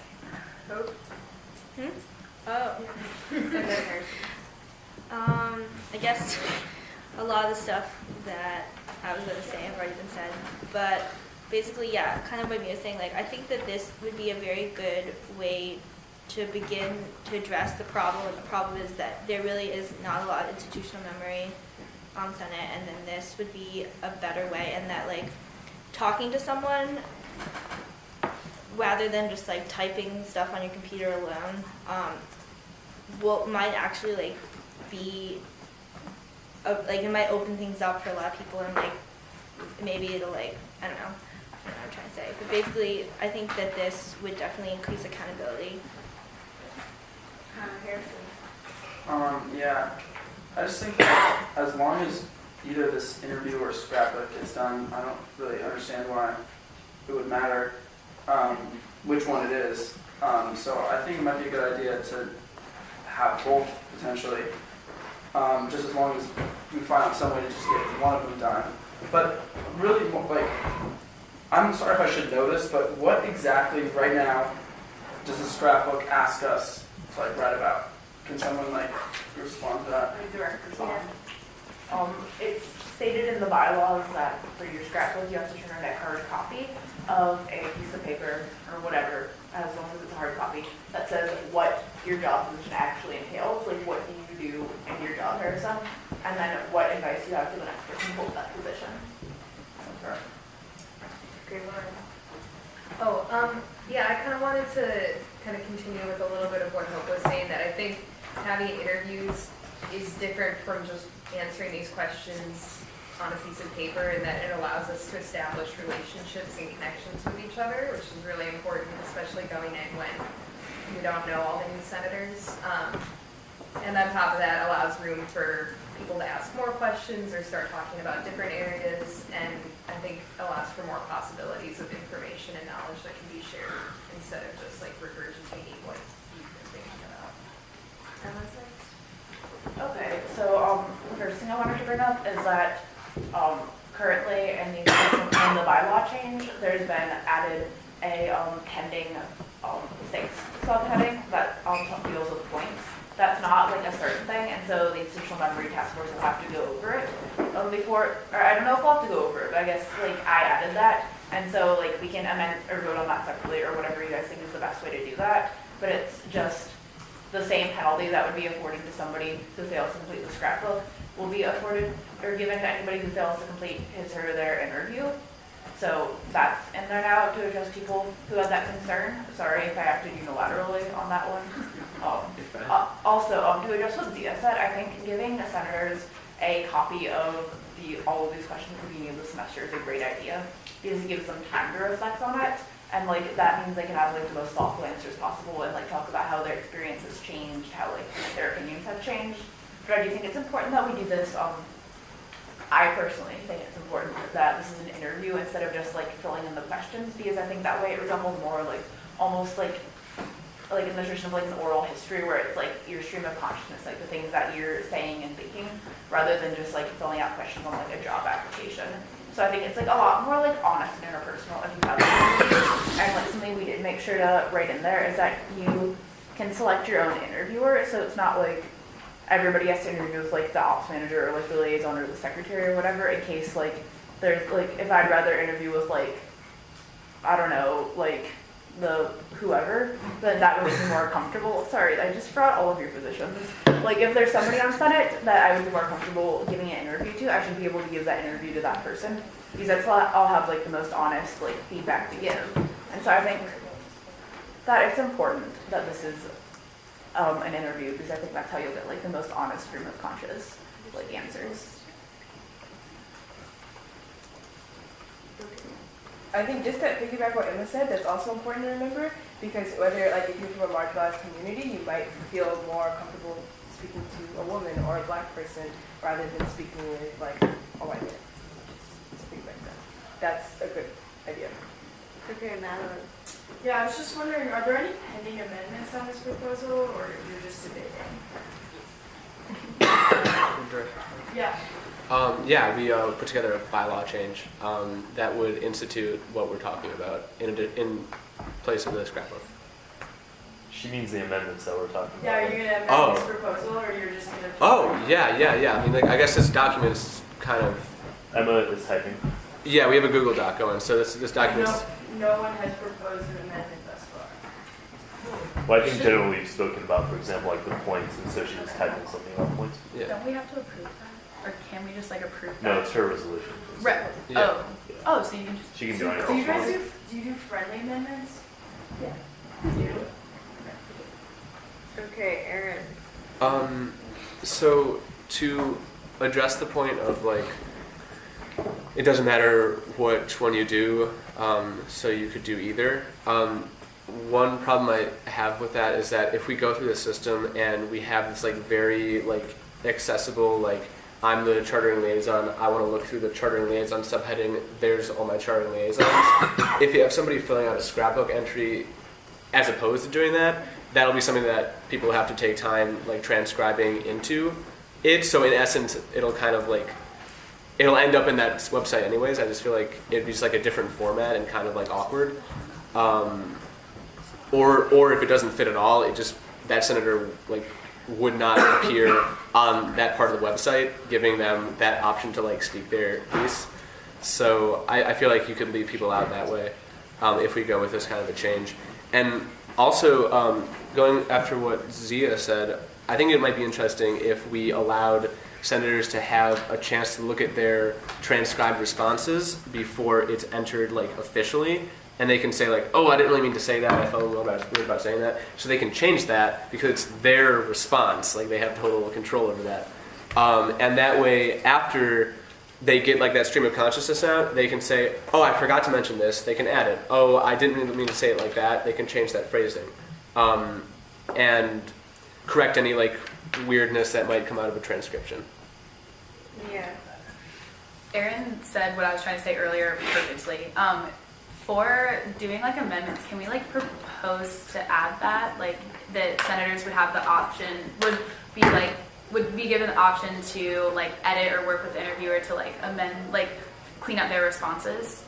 I also had a question. I was wondering what you guys thought about giving people the option to complete this interview, and I don't know exactly how it would work, but like give people the option to complete the interview like either over email or something else, because I was looking, so it says that each senator can choose their interviewer, and so part of me kind of wonders if what would happen if almost everybody chose like 2 or 3 people, and what kind of burden that would be like on those people. Just like people like if most people just like felt really comfortable with 2 or 3 people, like what kind of like burden that would be if they had to conduct all of the interviews.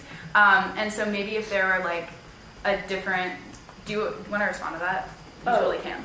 Yeah, I can respond. Okay, yeah. Any senator would have the right to say, like, no, I'm already doing, like, 3 interviews. Okay. Like, thank you for asking me, but, like, I don't have time. And I don't think anybody in this room wouldn't respect that answer. And that should also be in the, let me find all this stuff. Cool. But then also, like, if a senator is not super comfortable with, like, just, like, the interview setting, because some senators aren't as comfortable just like speaking openly and all of that, and maybe won't trust their words. Could there be an option for a senator to like complete it? I don't know if email is the best, but like some other kind of like non face-to-face account. You guys can like if you could do like the interview over email or submit a response if you don't want to be interviewed. Not saying that it would just be like a scrapbook entry, but just like, I don't know, just people have different things that they're comfortable with, and I just want to make sure that like it wouldn't be putting senators in a bad position. You guys can direct. Okay. Yeah. I think, well, this is just one thing, so I don't know what Aaron and Emma think about this, but because if you are emailed the questions at the beginning of your term, you could, if you so choose, type the answers yourself, I guess. Like, I think that, like, if it is the case you don't feel comfortable giving a verbal response, and if, like, whatever, I think that there should be, under certain circumstances, I hope that people do feel comfortable speaking with other senators, but I think that you should have the option to just turn in a transcript instead. I have a clarifying question for Lauren. She said that the minutes taker, you meant, as it currently says, the SFC person, right? Well, we've been talking about having Senate hire its own minutes taker because of the burden that's placed on the SFC committee coordinator to have to do ad hoc and then plenary. But I think as it stands now, I think it would be way too much extra work for the committee coordinator to do that. But I think that we would try and have a Senate's own minute taker next year. You were next. Did you have any? Okay. Well, I have another question actually. Well, Peter's next. Well, I was confused. You got another question. Okay. Yeah. So to the authors of this, so what do you think of what Hope just said? Because I think that seems like the most important thing in that point we can kind of vote. Like whether or not you're open to the option of diversifying the options with which people can submit this information. So if they don't want to do an interview, they can do like some kind of, just like fill out the questions. But I think that you're like encouraged to have an interview, but if like under certain circumstances, hopefully they're more rare that like you can have the option to just type the response. I don't know. I guess this is a generally held like idea from other senators. Like I'm not wedded to what we have written down.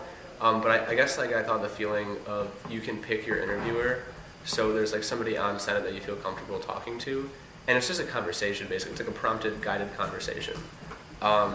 And I feel like if you make the option to just like turn in quick responses, it'll sort of defeat the purpose of having the interviews in the first place.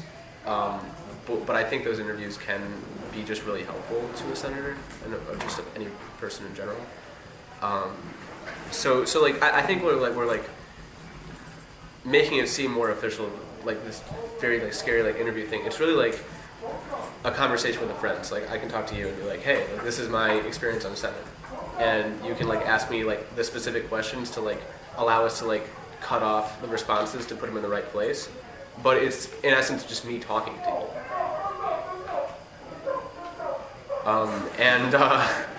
And like so it's very like casual and conversational. It can happen anywhere. We can go to Slow Train and have a tea, and I can tell you about my life on Senate.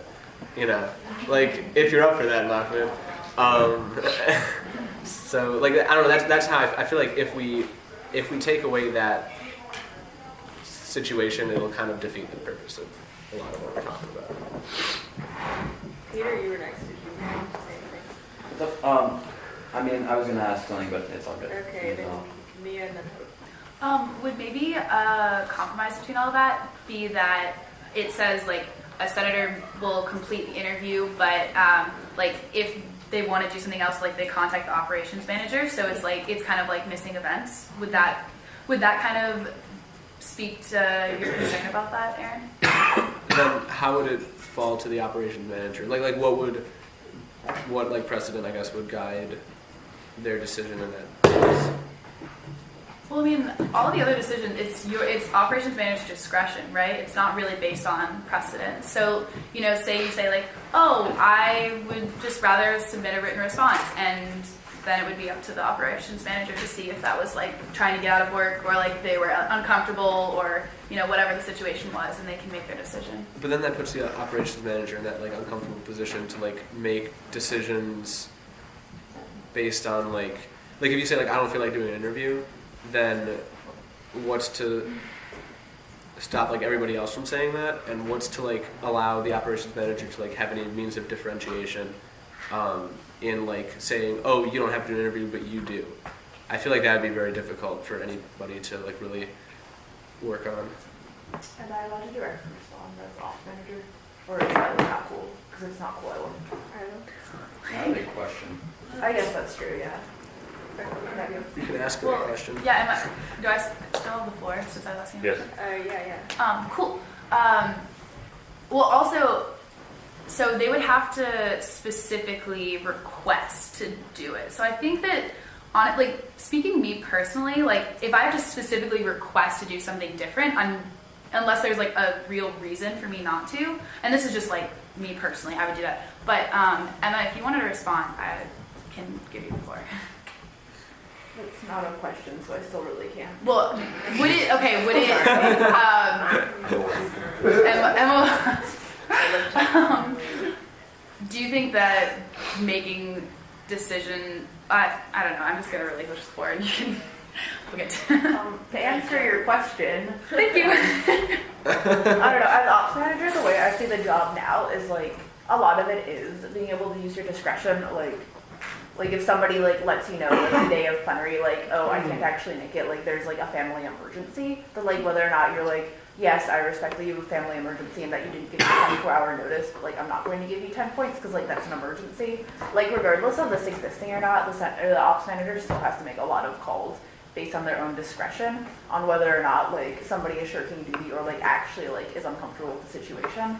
And I think, I mean, that's just like an important prerequisite of being the operations manager, and that's why it's like an important position in my opinion. So I don't know, as the current ops manager, I would feel comfortable with that amendment, though. I mean, I can't speak for who would be operations manager next semester since I'm not going to be on Senate again. So I mean, I personally think that it would be okay because that's already like half of the job. So like if somebody sends an email that was just like, can I not do it? Then like if they don't give a reason or like have some reason why it makes them uncomfortable, then like it's at the ops manager's discretion. So I think it'd be acceptable.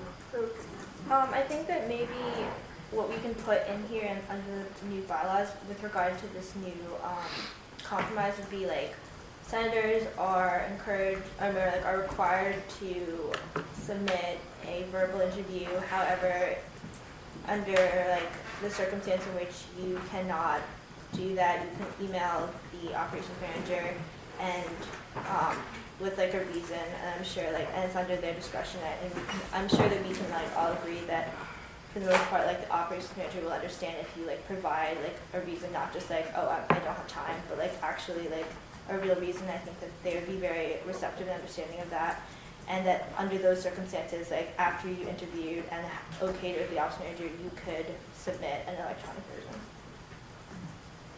No, what is on staff? Could we propose Zia's amendment from before to provide the questions in the beginning of the term? Oh, yeah.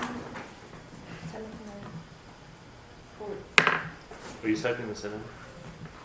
Okay, in fact, I mean, I can just write that up and just like add it in. I was gonna say that. Do you want to add that? Yeah, I'll do that. This is getting wildly unorganized.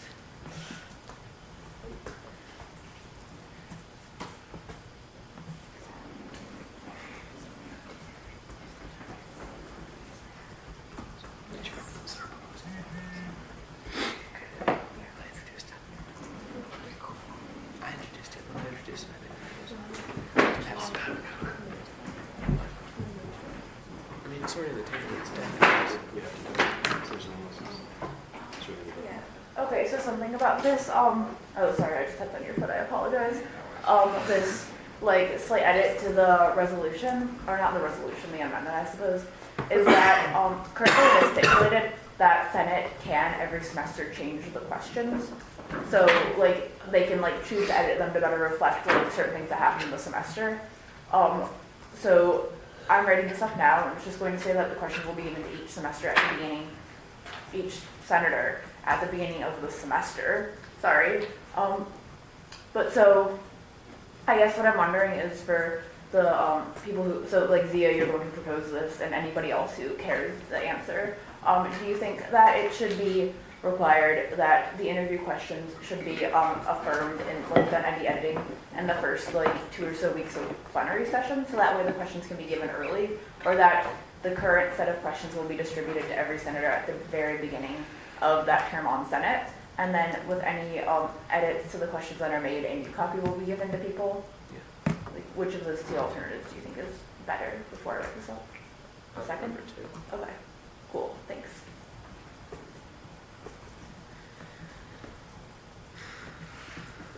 So I'm going to propose we vote on this bylaw change.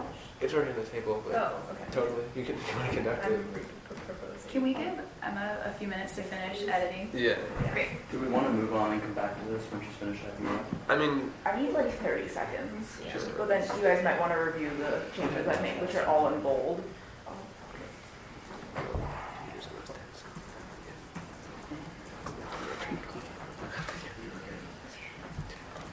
my charger started like sparking every time I plug it into it.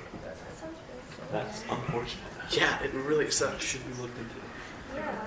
Also, can I say something like that? If you haven't put your name into the SFC thing, please do so, because I want to send that out. Thanks. So are the date? The new one's on there. So right now, there has been 3 edits made to Article B of Section 15. That's the amendment we're doing, and so they're in bold, so you can tell them apart. So it would be really cool if everybody could go through and read those quickly. If you have any feedback on like grammar, on content, if there's any edits you want to make, any further amendments, that would be great to hear. So yeah. Can I just clarify one thing with you? Absolutely. Passing this does not retroactively absolve people who did not turn in their scrapbook Um, points, does it? Because this bylaw is being passed now and they should have received those before, I right? think that's a different question. Yeah, direct response. That, I mean, that is not at all stipulated in this. So like that should be a conversation we have under the appeals process. But yeah, that does make sense that we don't like retroactively take away points, I guess. Okay. Sure. Thank you.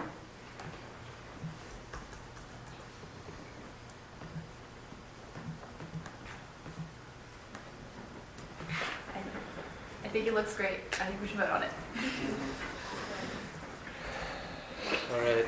So nobody's on staff, right? Nobody's on staff. So the proposal from when this whole train got started is on the table. So let's Okay, so what is the proposal to vote? it's a proposal to vote on the amendment as it stands. If a yes vote is you support this amendment, changing the place of the scrapbook. Yeah, general feelings.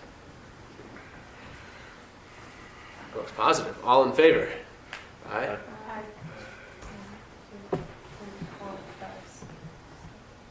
Harrison? All right. All opposed? 1, 2, 2. Abstaining? Sia, did you vote? I'm going to recuse myself. Okay. So So the amendment just passed by a vote of 11-2-0-1 is on. yeah.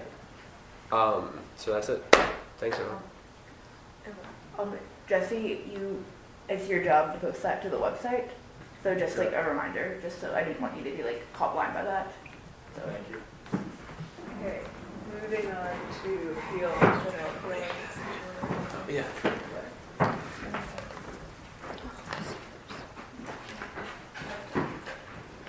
We're on the appeals now, right? Oh, but you have to go. I have to go to Walgreens. It's okay. I have to pick up a prescription. Do you need to go out? Well, yeah, Jesse, as the secretary, takes it, so as long as you share it, you can just look it over. Okay, I'll share it with you. Yeah. I have a question. Before we start all this, would you guys be in favor of just like reading the section in the bylaws, just so that instead of as questions come up, we could just like all be on the same page to start with? Regarding what? The appeals. Oh. Sounds good. Like the process? I have it pulled up and I can read it if you guys want me to.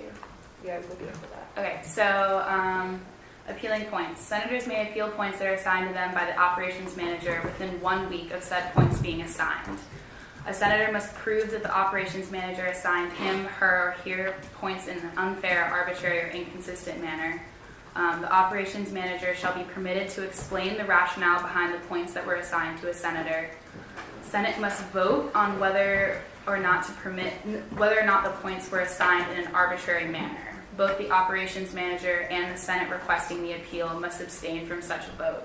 Such a vote only passes if there is a 2/3 majority. If the vote fails to pass with a 2/3 majority, the point assignment shall be considered upheld by Senate. Senators may not appeal the same point assignments on more than one occasion. Once an appeal fails, there is no way to remove those points from a senator's record until his, her, or her term has ended. The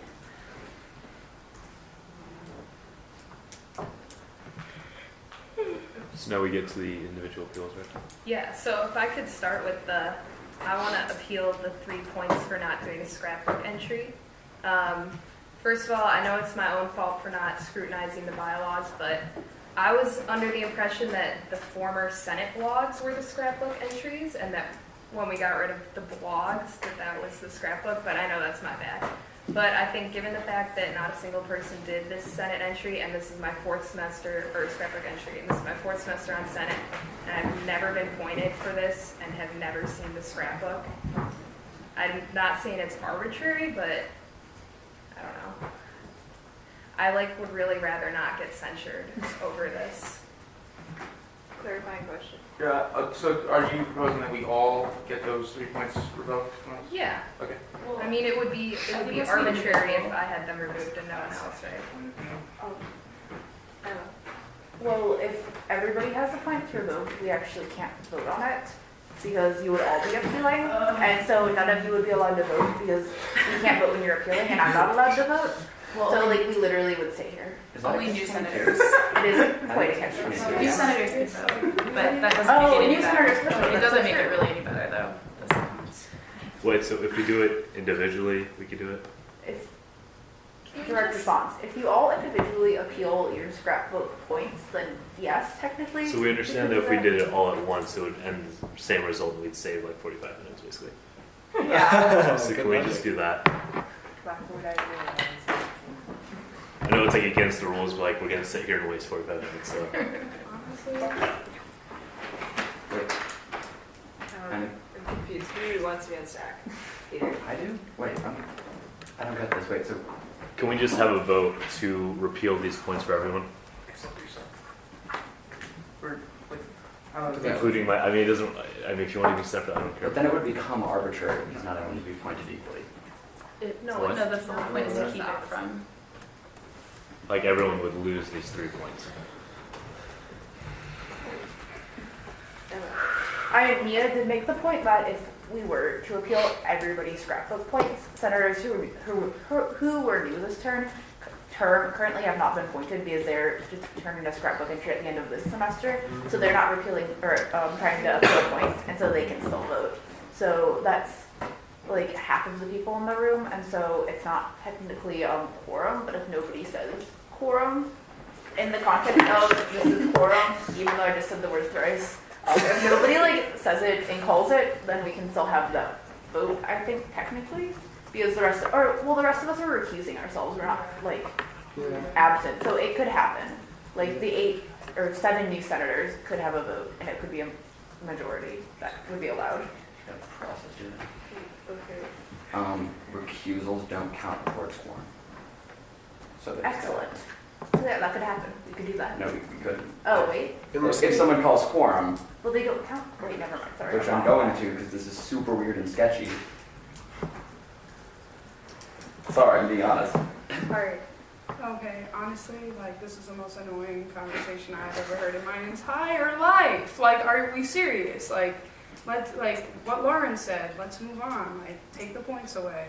And we can go down the line if that makes Peter more comfortable. So do we want to start voting now or later? I don't get it. I think we should just vote. Proposal to vote. That jump stack. Yes. So Propose No, that we we don't vote on. voting process thing. A proposal and stating one, jump stack, but voting, stack has to be empty. Unless somebody process suggests that you vote immediately. So what do you have there? I wanted to say something. Okay. Peter and then Mia. Okay, okay. Yeah, I mean, we can also just take the points, and it's 3 points, and it's a system that we are thinking of throwing out because no one does it. And it kind of makes sense that we should take the hit for not doing it rather than just absolving ourselves of responsibility. Because that seems like us kind of taking a cheap out and not doing our jobs. And I'm not really in support of just kind of letting us off the hook for that. Mia, sorry. I would just like to say that I would really like to discuss this because as a new senator, I feel very uncomfortable just kind of deciding either way on this because I wasn't here last semester and like I probably wouldn't have turned one either, but like regardless, I think it's really important that we like discuss this and not just like rush to a vote. That's just my opinion. Emma. Oh, so I'm not actually allowed to vote on this since I am the operations manager, so like, I guess like you can discount every single thing I say in this conversation to some degree, but I do think that the fact that we did not have an actual scrapbook, like in the bylaws it is required that there's a physical scrapbook in the physical Senate office. The fact that that did not exist means that like it did impede absolutely everybody who was required to turn in an entry in their attempt to turn in an entry. So I'm not saying either way that this should be absolved or not. I'm just saying that the way things were when you were all required to turn in the scrapbook, it was kind of impossible for you to actually turn it in. Yeah. I have a question. Did anybody turn in the scrapbook? Claire, or direct response? Yeah. Nobody did, no. Okay.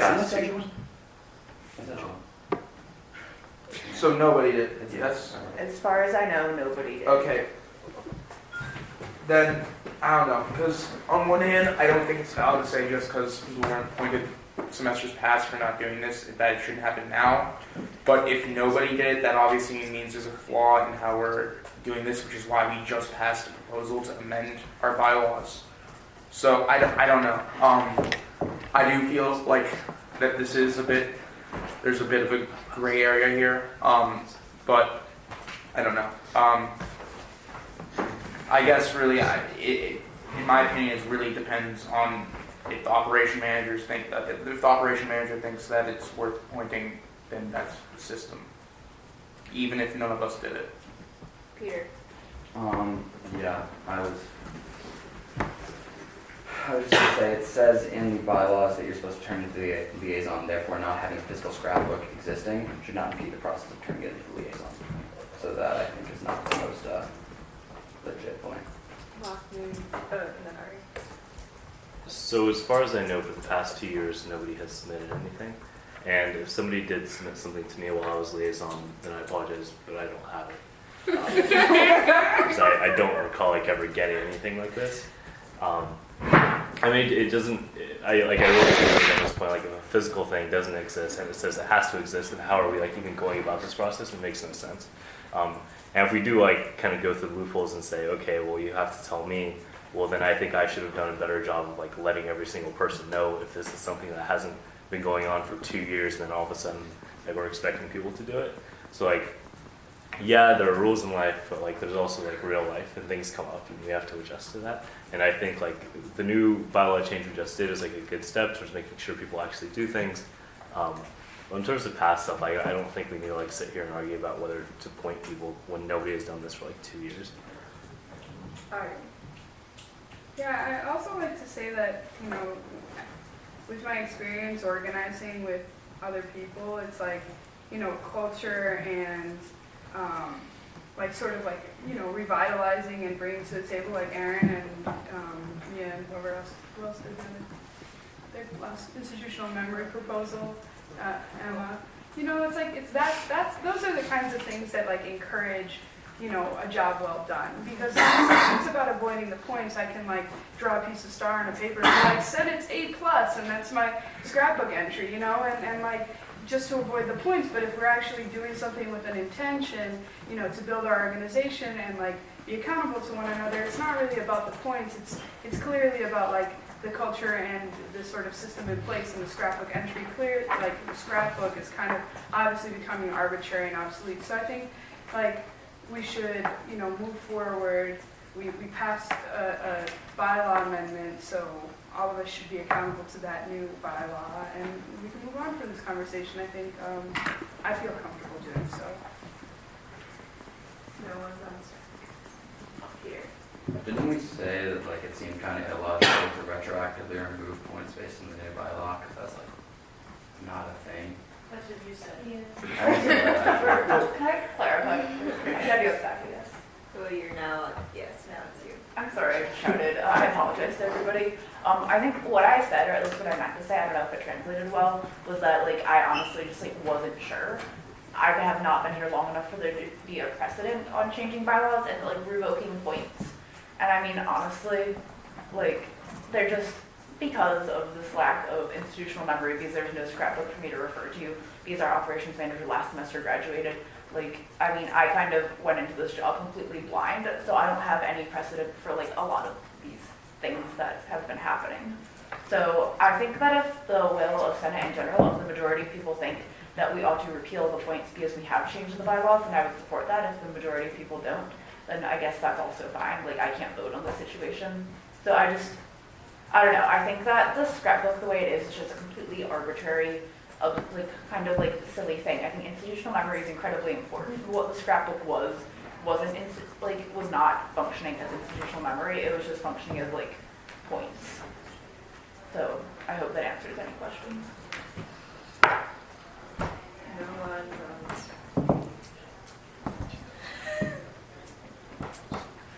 Okay. I propose then, in accordance with kind of what Emma said, since the system is obsolete, we vote points. It seems like a lot of senators seem to be in favor of that, or at least that's the general feeling that I'm getting. So if I'm not allowed to make that proposal, I don't know, but I'm going to make that proposal. That we just move on by voting to get rid of the extra points. So proposed. Process suggestion, process suggestion. Okay. I don't know if you were doing that, or you That's a clarifying question. Yeah, I have one of those. So like, are you proposing everyone gets their points removed with the scrapbook entry? I think that's what this conversation's about, right? Okay, yes, so you're proposing that. So who can vote? Who got appointed for turning the scrapbook entry? You're welcome to direct response. direct response to that, every returning senator. So everybody who was not elected this term has received 3 points. Who's that? Who's that? Like, that's Lauren, Ari, Paul is next. I think the only way that we're going to be allowed to vote on this without some kind of quorum and adhering to our bylaws is voting everyone on an individual basis. So, I mean, it's going to suck. It's going to take, 5-10 minutes for us to vote individually. But I think that that's going to end the conversation, and it's going to be the only way where we can attempt to get points from This is just about the process. So when senators have to recuse themselves, are they still in the room or do they have to leave the room? No, you can say. Okay, just curious. Yeah, I'm just I think this is an interesting conversation overall about the points, the 3 points about the scrapbook, and I think there is a debate to be had, but it just feels very retroactive. And I think the only reason we're talking about this is because these 3 points are the 3 points that would mean whether two senators get censured or not. And I think we should be clear as to whether we're making this decision based on the fact that we really disagree with being pointed for the scrapbook because it's a convoluted system, or because we don't want these senators to get censured. I'm not taking a stance either way. I'm just trying to point something out. And I do feel that this conversation is going in a bit of a retroactive direction, which I don't think is fully productive. There's a proposal. I propose we remove Lauren's points. Yeah. All in favor? General feelings. process suggestion. In the bylaws, it says, process suggestion jumps that, doesn't it? Yep. Okay. In the bylaws, it says that the senator must prove the operations manager assigned points in an unfair, arbitrary, and inconsistent manner, and then the operations manager is permitted to explain the rationale. So if you guys feel like that's been taken care of, that the senators have made their case and I've made mine, then we can totally move on. I just wanted to draw that to your attention. That's the process. The whole system's arbitrary. Yes. Ergo, for each individual person, it's arbitrary. Yeah. Sounds good. Okay. Ari, That's my logic for my proposal, which is on the table.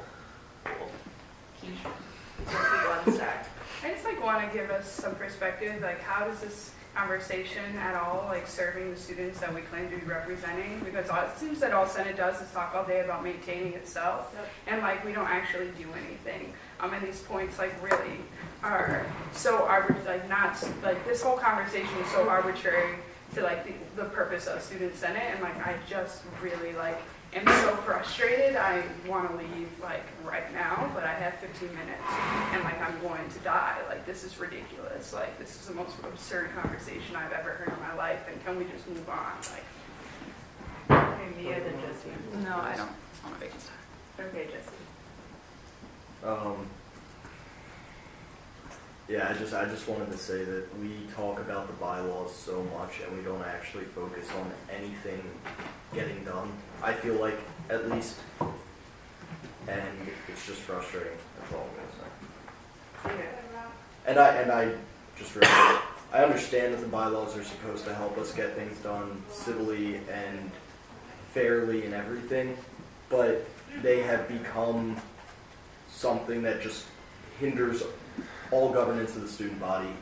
We don't get anything done. We just don't. We passed 3 resolutions today. Yeah, but I understand that. But Greg, we passed 3 I mean, that's fine. That's fine. We passed 3 resolutions today. Over the course of the semester, I really don't feel like we've done that much. And I think that if anybody disagrees with that, then you are lying. To be fair. Sorry, I know it's unprofessional. No, it's fine.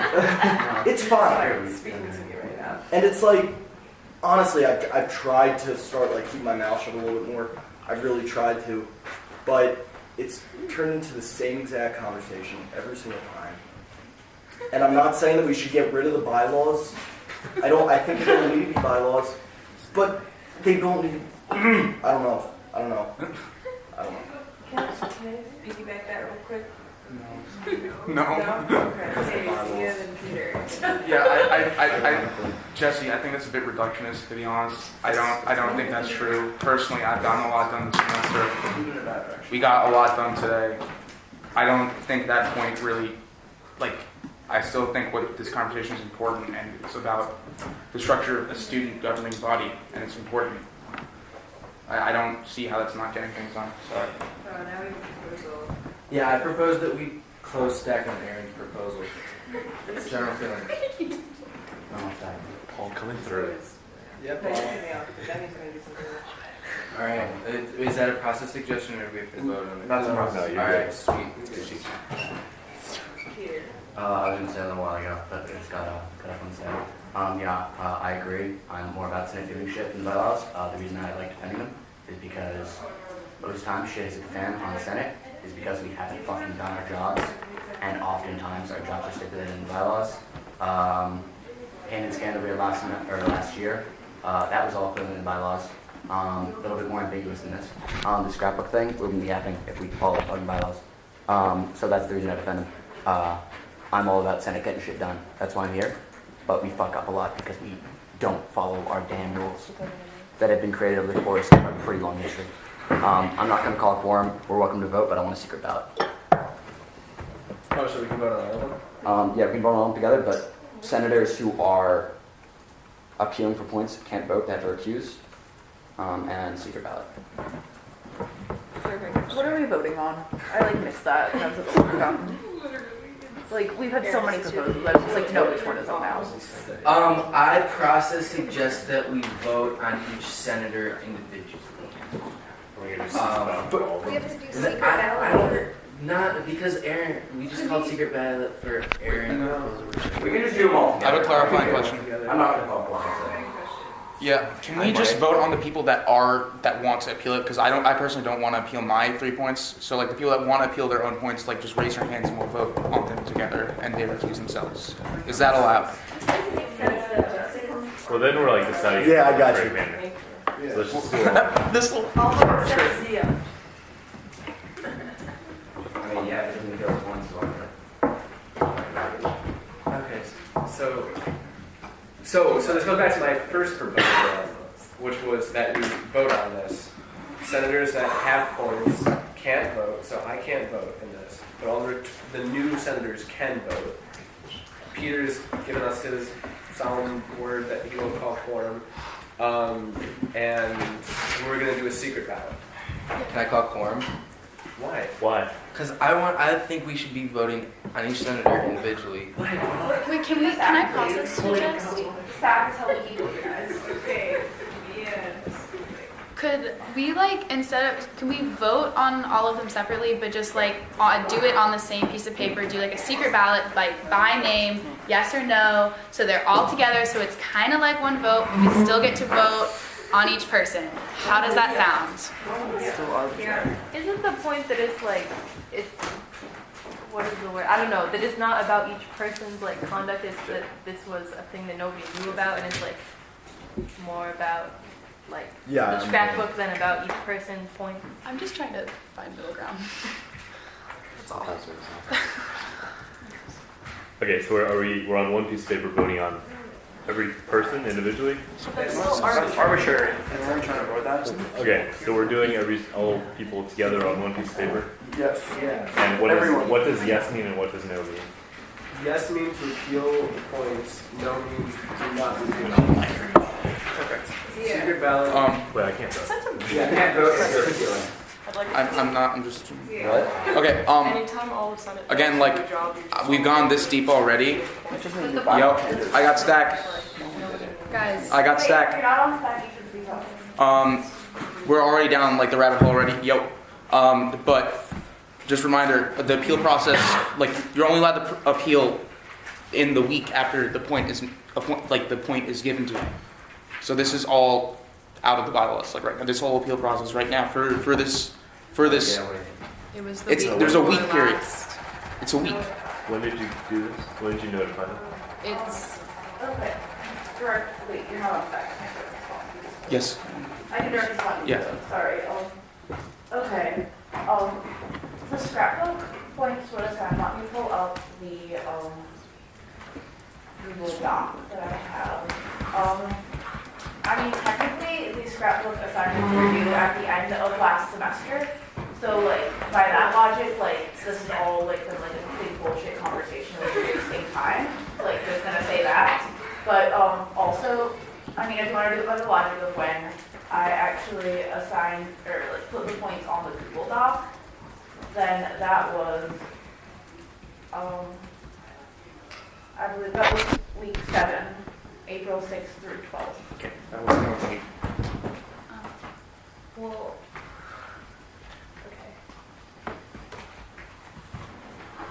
If this is a joint thing, though, like, it's not.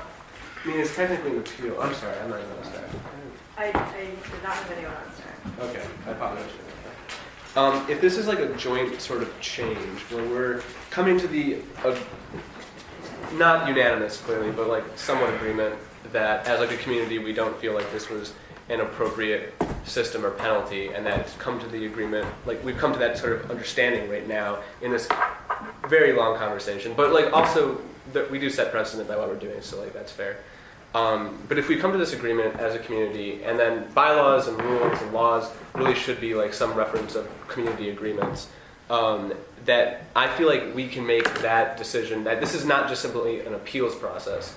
We're not going around anymore, it seems like, but like the sort of removal of an arbitrary system from existing on our records, I guess. Then in that sense, I feel like this is not just a simple appeals, but it's something different. What are the legal ramifications of me proposing a bylaw that says that for the time period of January whatever to April whatever, we will be recusing all senators of any points accrued due to the failure to submit a scrapbook? Like, can I do that? You can be a bylaw. Okay. Yeah, we'll put it in. Then we would like do the new points under that. They would be recused, and when we can get rid of it. okay, what I was going to say in terms of Aaron's point, that's like not something that, as far as I know, we have precedent for or like any like, bylaws concerning. So I mean, I'm comfortable with what you just said that we should do.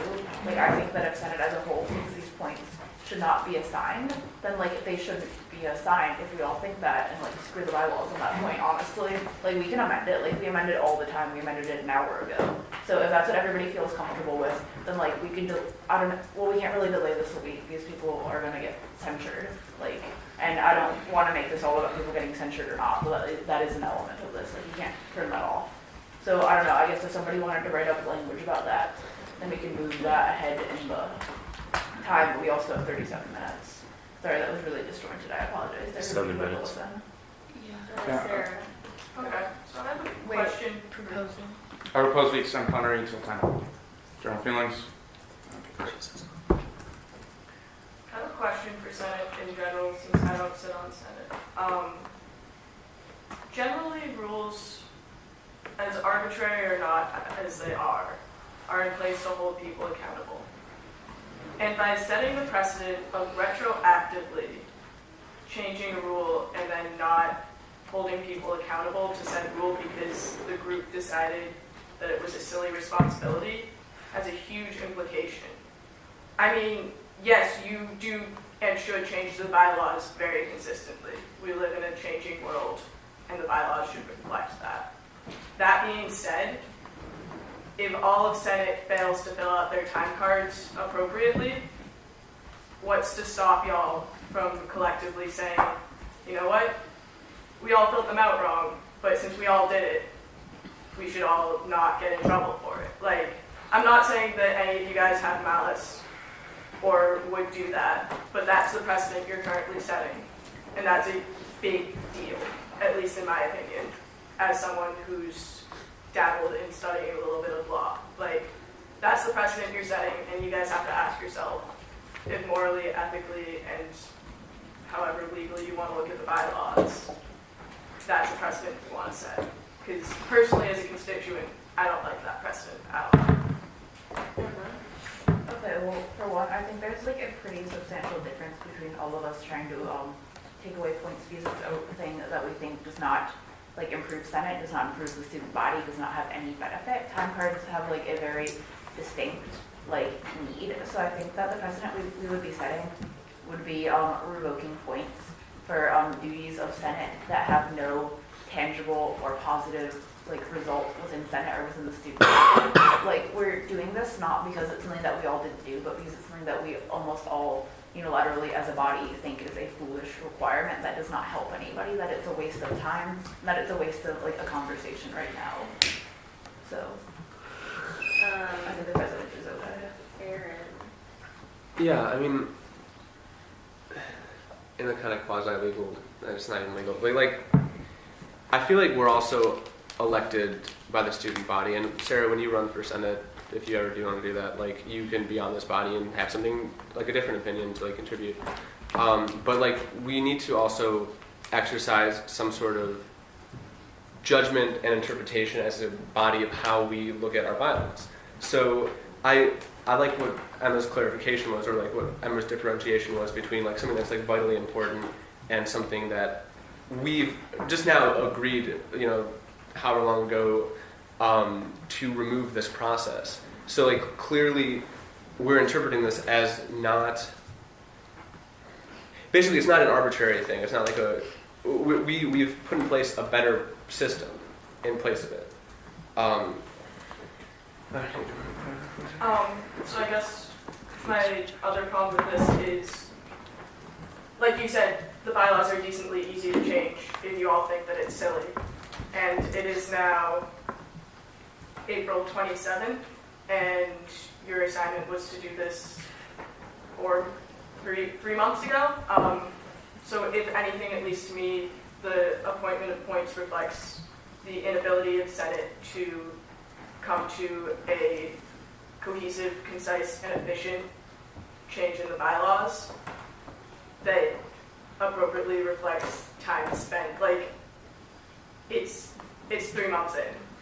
If you were supposed to get points 3 months ago and you wanted to change it 3 months ago, I think that would be an appropriate precedent. But at this point, Yeah, what's the sorry. So like, my question is, why does that hold against this law? Yeah, I was just gonna say, in terms of excusing this, the reason why you made the institutional memory task force is because you've been doing this. You're perpetuating that cycle by repealing points and absolving people of responsibility. That, granted, we did a poor job enforcing the past, but I did point people for not scrapbooking when I was ops manager at the end of the semester. Granted, the turnover to the next Senate was like 4 people. I was never asked for my point chart. I assumed Beck had gotten them. I assumed that was like already a thing, and I was never asked for anything. I was never asked to train anyone. I was never asked to like give anyone any help, so I didn't. I did my job as committee appointments coordinator. But I did point for that. So there's precedent for that. That was the thing. So, I mean, there's precedent for doing this. It's been pointed in the past. The reason we made this task force and spent an hour talking about it this evening was because this didn't happen effectively enough. So how about we change that by doing what we're supposed to do, rather than just agreeing that we collectively cover our asses. And no one is is on stack. Should we go to proposal? Or, Yeah. Okay. so it's a secret ballot there? Secret ballot for everyone? No, for the people that aren't, like we talked about this, Peter, like the people that aren't getting appointed for this. So we're doing a person by person, we're doing a slate vote. Just clarifying. No, both things we're are doing, I'm also confused. we're doing a vote to repeal the points in general for the people. The only people that can vote are senators that were not appointed for this. Okay, so that's the original thing. Yes. Understood. Also, like, I don't know, the student body is listening to this conversation. I think, like, this is very telling of a lot of problems with Senate. So, let's go with that proposal. Great. Wait, clarifying question. If we're recusing ourselves, should we turn out a piece of paper that says recusal, or do we just not bother? Don't. Nope. Cool. Okay, so, who's out right now? Harrison, we need Harrison. No, Ari can't vote anyway. Ari can't vote. Only Harrison, Hope, Mia needs to come back. Jesse and Peter and Rachel also can vote. I don't know if I'm about to say this word. Peter, or Paul. It's Paul about to say the Q word. Paul. I don't know. I'm thinking about it. Paul. But we get to do a collective vote to Hey, cover our collective guys. asses. I know that we've been arguing about the bylaws for like years, but wait, let's at least take this back if we're not gonna amend that out of the bylaws, which I suggest we do.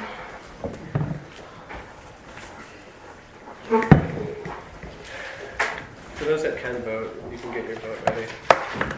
Wait, sorry, I just had to I've been here for a long time. So, What's going on? we're voting with the old thing, so if you're a returning, or a new senator like yourself, you can vote yes to repeal the points or no not to. It's secret ballot, goes to Rachel. And then Harry is the last, or Harry and Jesse. Piece of paper.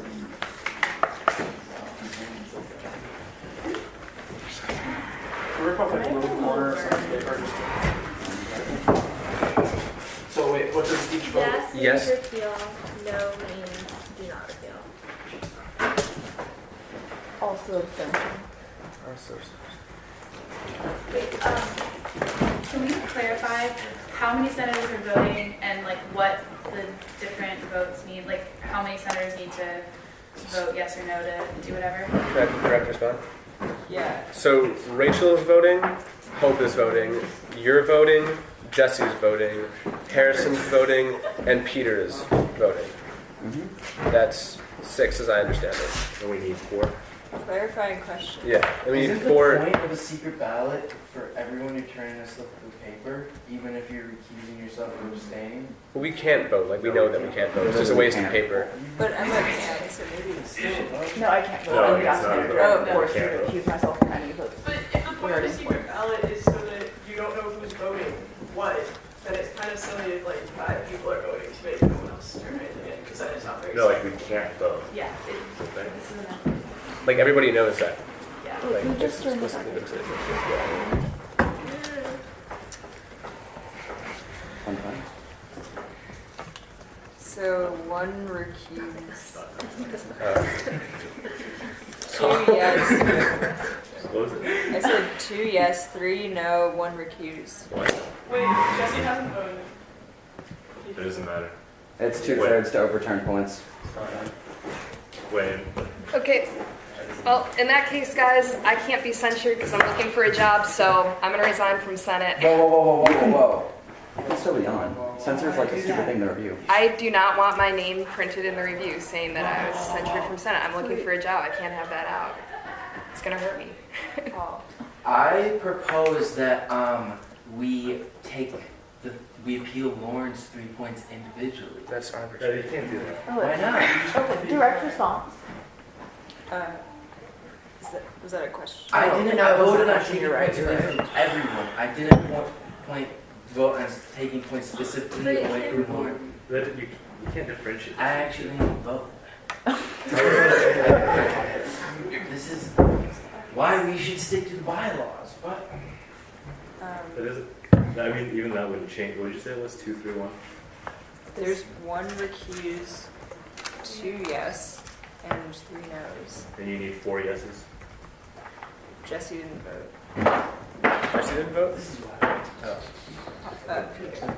You can still propose it, and then as a group, we're going to be voting on whether or not it's a thing, whether or not it's arbitrary.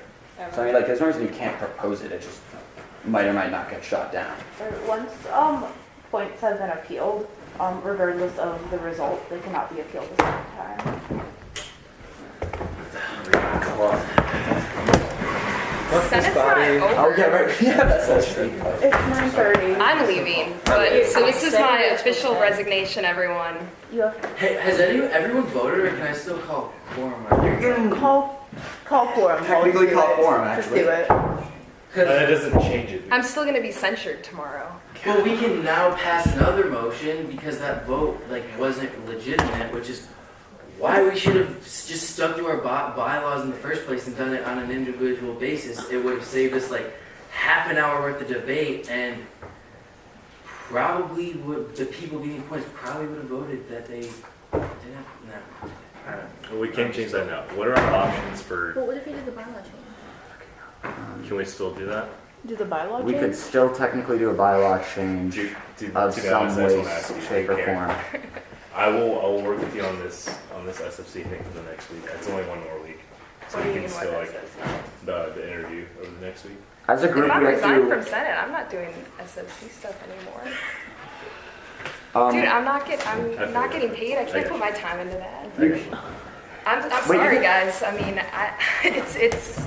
Sure. What options do we have to go back and stop this from happening? Stop Warren from getting censured. Yes. Well, our vote wasn't really legit, so that's something. No, it wasn't. Like, there's nothing in the bylaws for what we just did, either saying we can or can't do it.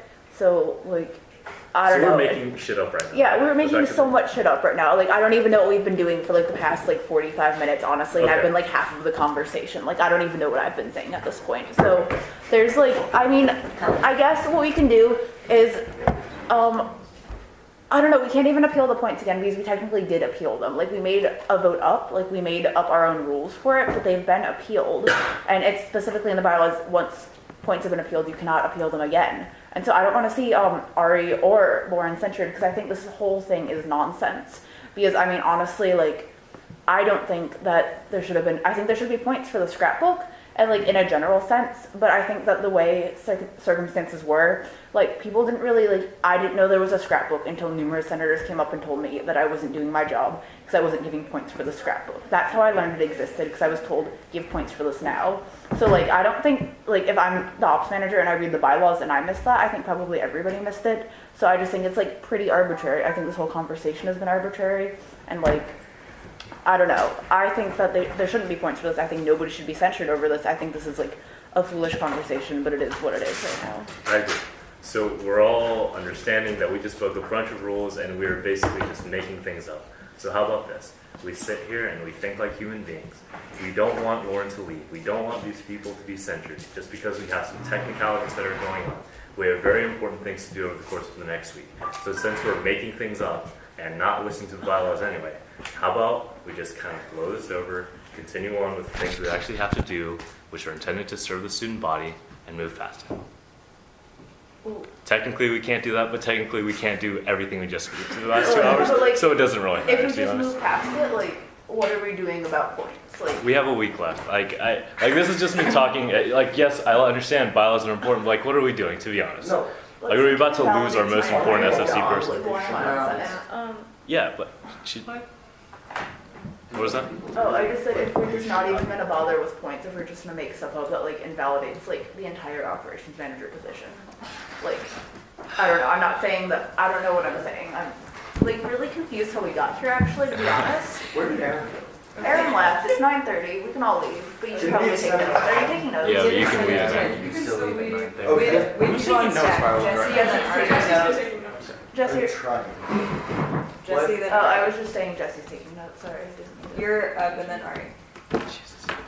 come up. I didn't raise my hand. Oh, you I were was- like speaking and I thought. Oh, I was trying to figure stuff out because I'm trying to take notes and like everyone's talking. Oh, okay. So Very Ari Stick to next. stack.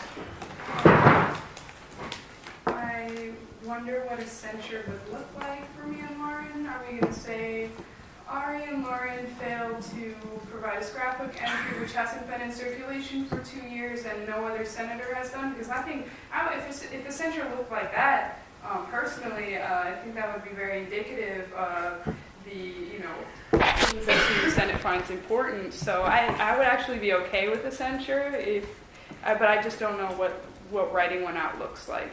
And does that mean every single point is publicized to the student body? Oh, Ari didn't go to the student center retreat.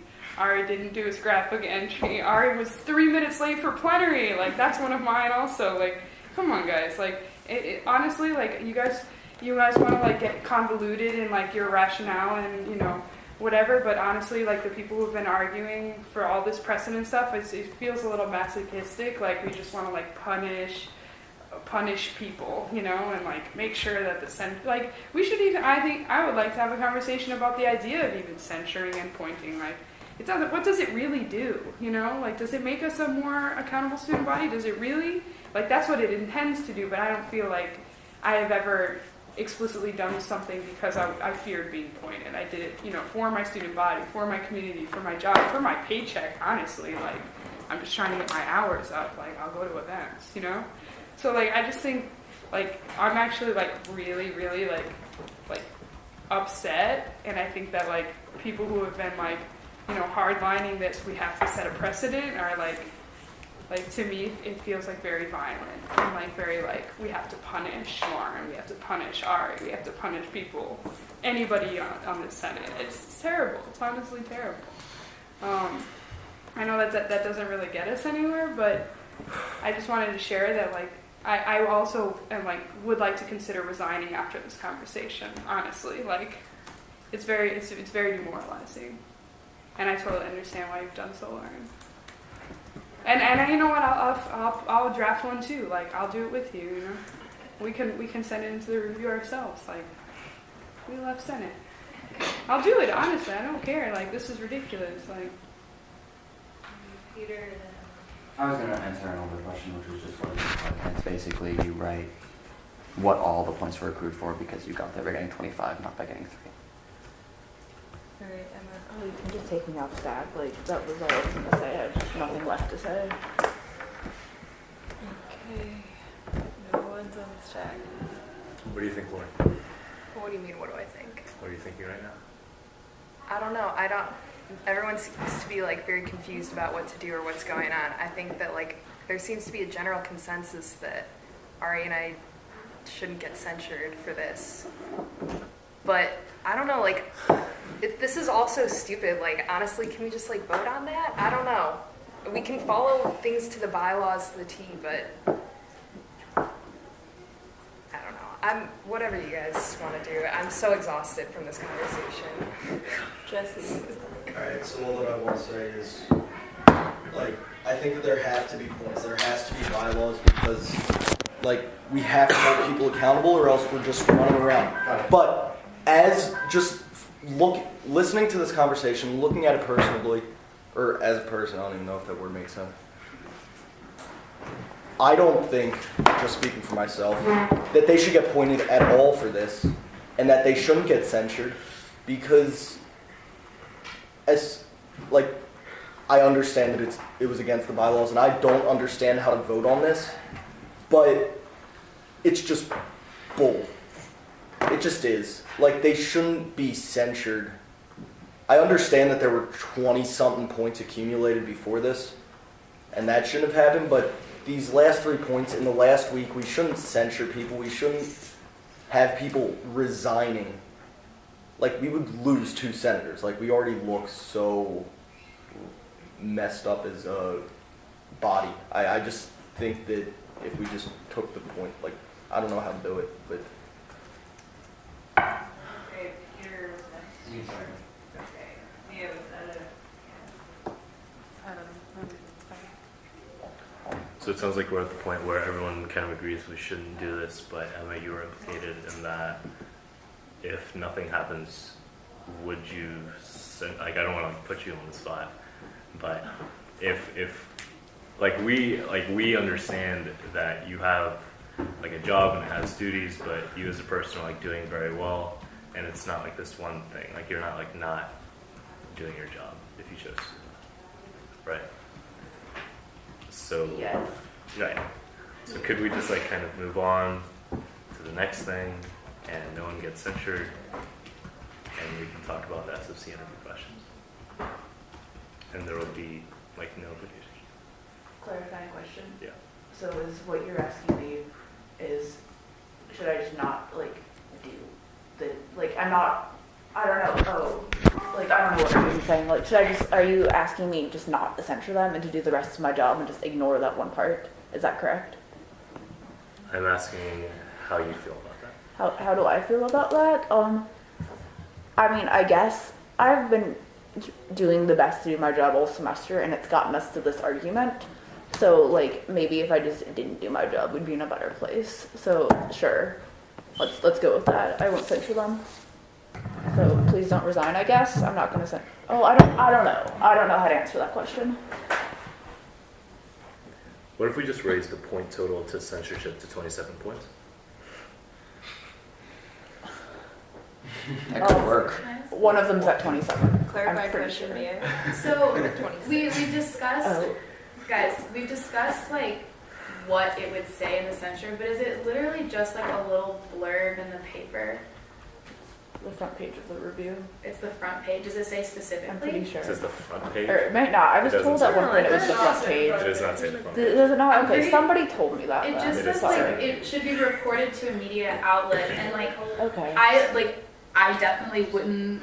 I completely understand that like you wouldn't want that, but like at the end of the day, like I don't know how many people are really gonna see it, and like it is like one small blurb, and like I don't think it doesn't keep anyone from doing their job. Like no one is gonna have to resign, and as long as we don't get more points, then like that doesn't have to be a thing. So I guess I just wanted to point that out. Eric. Okay, I'm loath to interject, but I will. Here's the thing, I'm hearing a number of different things. I'm hearing people are concerned about looking like or actually engaging in a sort of fast and free playing with the bylaws to accommodate either an individual situation or a group situation. I can understand that, because there's a way in which it could be interpreted as sort of playing with the ability to be held accountable, right? And bylaws do exist for a reason, and probably it's not a good idea just to sort of ignore them or change them in the moment based on individual situations. But it also sounds like, and what I'm hearing is that people are questioning whether, in a big picture way, whether pointing, generally speaking, or the way in which the point system currently works is as effective and appropriate as it should be, right? So what if you passed a motion that, and this is typically what a body will do in order to examine something that they think is a good idea, maybe came about for a good reason, right? Hold people accountable, make sure people do their jobs, but may not be functioning the way everyone would like it to, right? And maybe the current situation points to that possibility. So what if you all passed a motion that said you were going to suspend the implementation of the pointing system pending a review to be able to take a look at this, maybe a subgroup of you can look at it, and then figure out, is it working? Is it doing what it's supposed to be doing? Is it accomplishing what you would want it to accomplish? Is it a different type of process that you would want moving forward? Or is it a revision of the current pointing system that you would want, right? Maybe the point limit should be 28, right? And it's not. I don't know. Maybe it's a slightly different pointing system. Maybe it's a completely different system, and maybe it's, you look at it and you say, actually, it works pretty well, and we should just keep it. But maybe one way to sort of take up all of the stuff that has come up at various moments during this conversation would be to say, looks like there's something here to look at and review. I don't know. Just throwing that out there as a thought. Zia, then Peter. I don't know, this might be dumb, but I'm just wondering, is there any way we could do the censorship and just say 2 senators and not give it by name, and then students that see that and have interest can go online and see who has those points? So, for example, that wouldn't come up in like a Google search for people that are potential employers. Is there anything in the bylaws that says we can't do that, not reference them by name?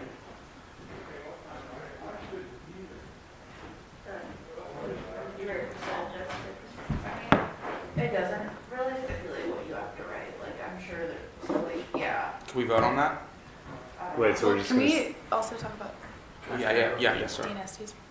Peter, I just want to say, I think keeping on the quiz system is a good idea, but I think DNSTs have an amazing idea in terms of looking at censorship, because most people don't look at shit with their censored by and large. And I think we should evaluate that individual thing, because I frankly don't really get why we have it on there. Because I've seen it not faze anyone at all every time I've mentioned it. So, just a thought. We can review censorship as an idea. But if we lose our point system with 2 weeks left of school, everyone is going to just like stop doing their jobs, is my fear. Even worse than they already are, because finals and whatnot.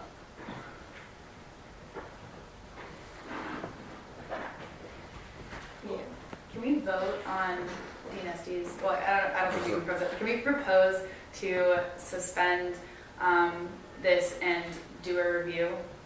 Oh, we're spending.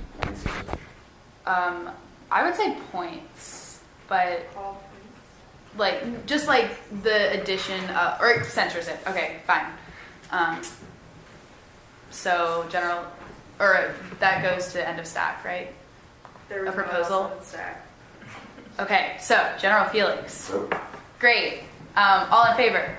Aye. All opposed? Abstentions? Great. I think we just did that. Okay, cool. We'll reevaluate censorship. Oh, should we take like a list of people who are willing to do that? Okay, I can do it. Probably need to be honest. So I'll do,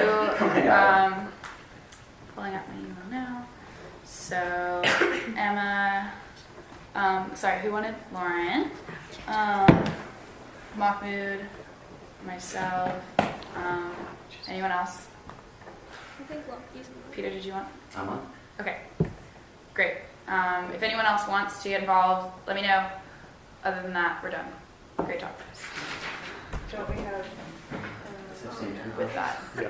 yeah, so moving on to discussion. We have 10 minutes. Can we do it by you vote, maybe? I think that was. I don't think we Well, need to vote that on was. it. Yeah, we just got questions at the thing. Wait, can Aaron put that? Who put that on? It was Aaron's, and he's talked to me about it. He was, I think, and I don't know this, but I think the whole idea was that we just wanted to talk about the interviews process because the last times that senators have gone, we haven't had questions, and we've been working with SHC a lot to clarify like the Senate SHC process. We're actually working on a lot of things with that, and so the whole idea was just like picking interview questions. That was literally it, just talking about what we might want to ask SOC applicants. So I think that's a discussion we could have either over email or when Aaron can lead it. Okay, Lauren. Yeah, I have last year's questions and like a couple of my own, so I can like send an email with all the questions in it to everyone, or share y'all on a Google Doc or something. Yeah. Add what you want. So, next facilitator. I'll do it. Who Is someone not done it? Those two. I'll do it too. Both, but Yeah, you but I don't need two care. facilitators. You need one. I'm down to do it. Okay. Harry Lowe. All of a sudden, great checkouts. Quorum. Yes, doing it? Yeah. Okay. Yeah. We're not at, wait. We're not at quorum. So we have to do this and we have to Never mind, right let's now. just leave. I'm ready to leave. Okay.